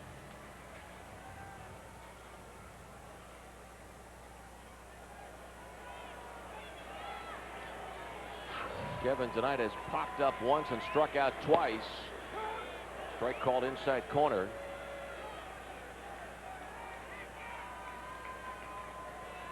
Oakland 5, Pirates 2, 9th inning.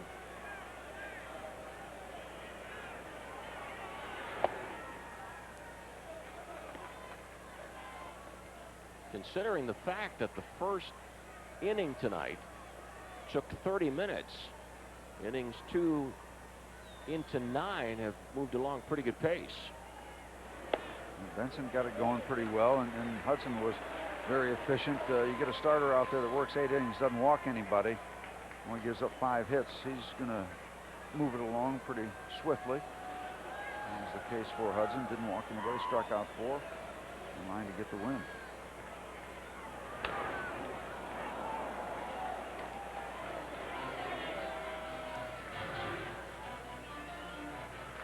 Two balls, 2 strikes.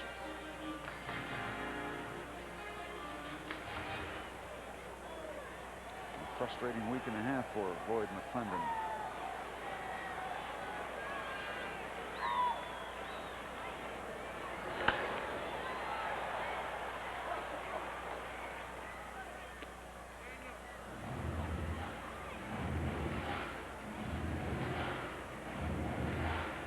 Craig Wilson preparing to pinch hit for Mike Lincoln.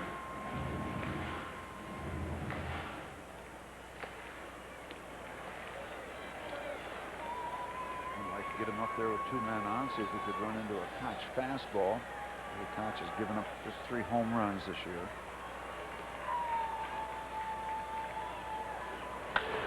Line to center field by Kevin Young, and the tying run is coming to the plate. 2 on, 1 out, 9th inning. Oakland 5, Pirates 2. Craig Wilson to bat for Mike Lincoln.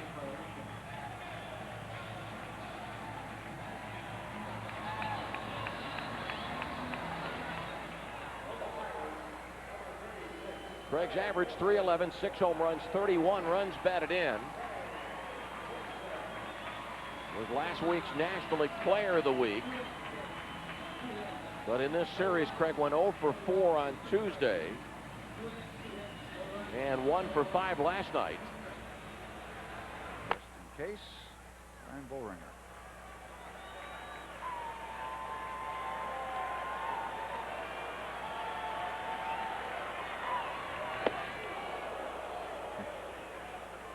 backyard baseball going to be featured here. Billy Koch going to say, I'm going to throw as hard as I can.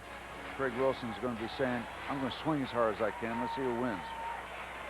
Craig Wilson looked at strike 3, ending last night's game in the 10th.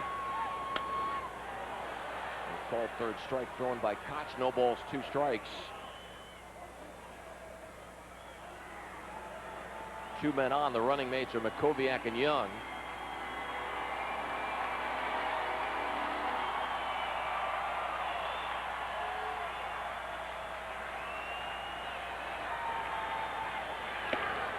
Two outs. Koch wins that battle, but there's one more to be decided. The Advance Auto Parts player of the game, Jermaine Dye.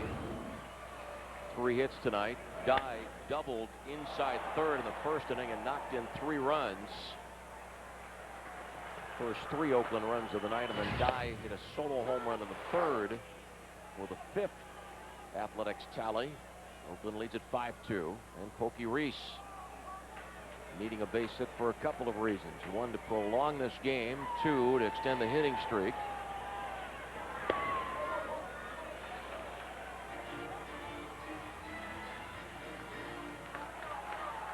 The fastball that Craig Wilson struck out on, real good heat up and in, so real fast in a real good spot. That's a tough combination.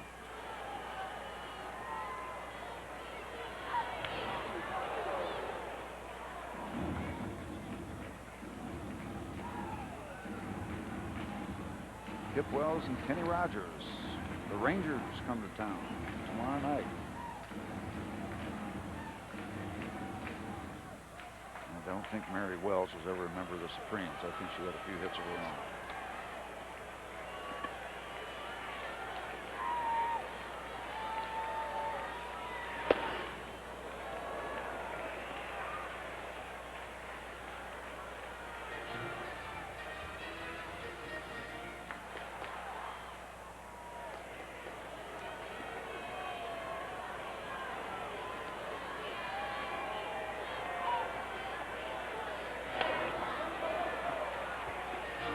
He stays alive as Billy Koch still looking for his 18th save and his 3rd in 3 nights against the Pittsburgh Pirates.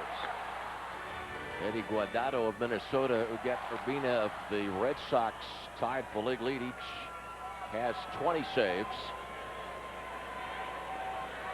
2 Pirates on, 2 outs. Bottom of the 9th inning, 5-2 Oakland.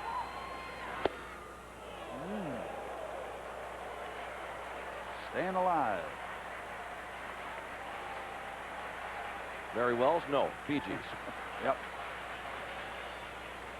Makoviak had an infield single. Kevin Young lined a single to center. Runners getting ready to run. There they go. All followed the screen.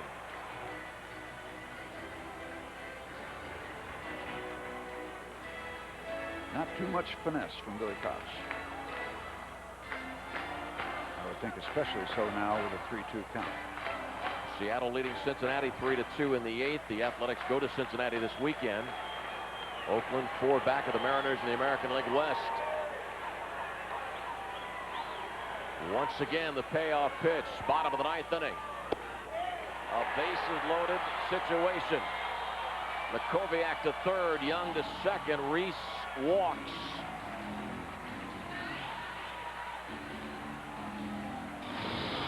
And Adrian Brown will bat right-handed against Billy Koch. Rick Peterson wants to talk to Billy Koch.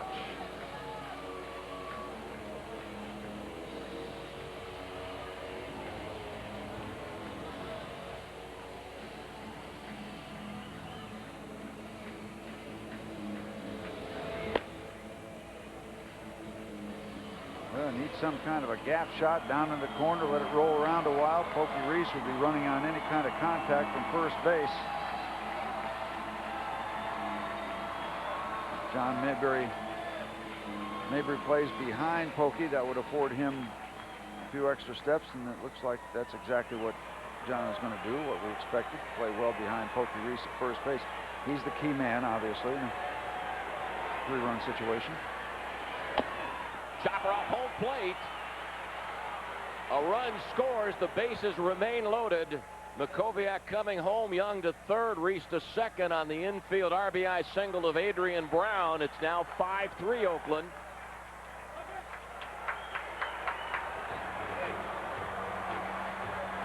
Well, it gets very interesting now with Jason Kendall up there and the good speed of Pokey Reese at second base. Jason Kendall homered in the first.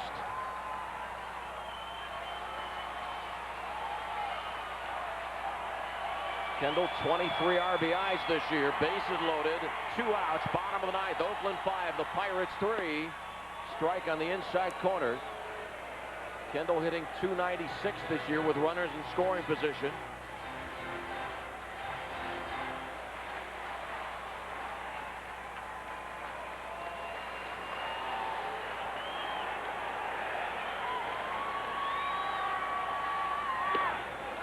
One ball and 1 strike. Kendall did not face Koch in either of the first 2 games of this series.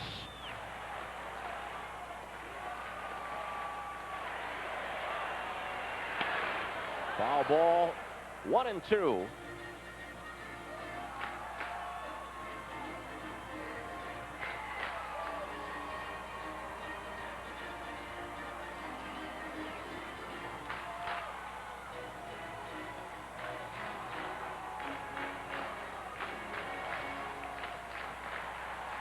Kevin Young, the runner at third. Reese at second. Adrian Brown at first. 5-3 Oakland. And Koch strikes out Kendall to end the ball game. Tim Hudson, the winner, 5-6. Koch gets his 18th save. Chris Benson, the loser, 0-4.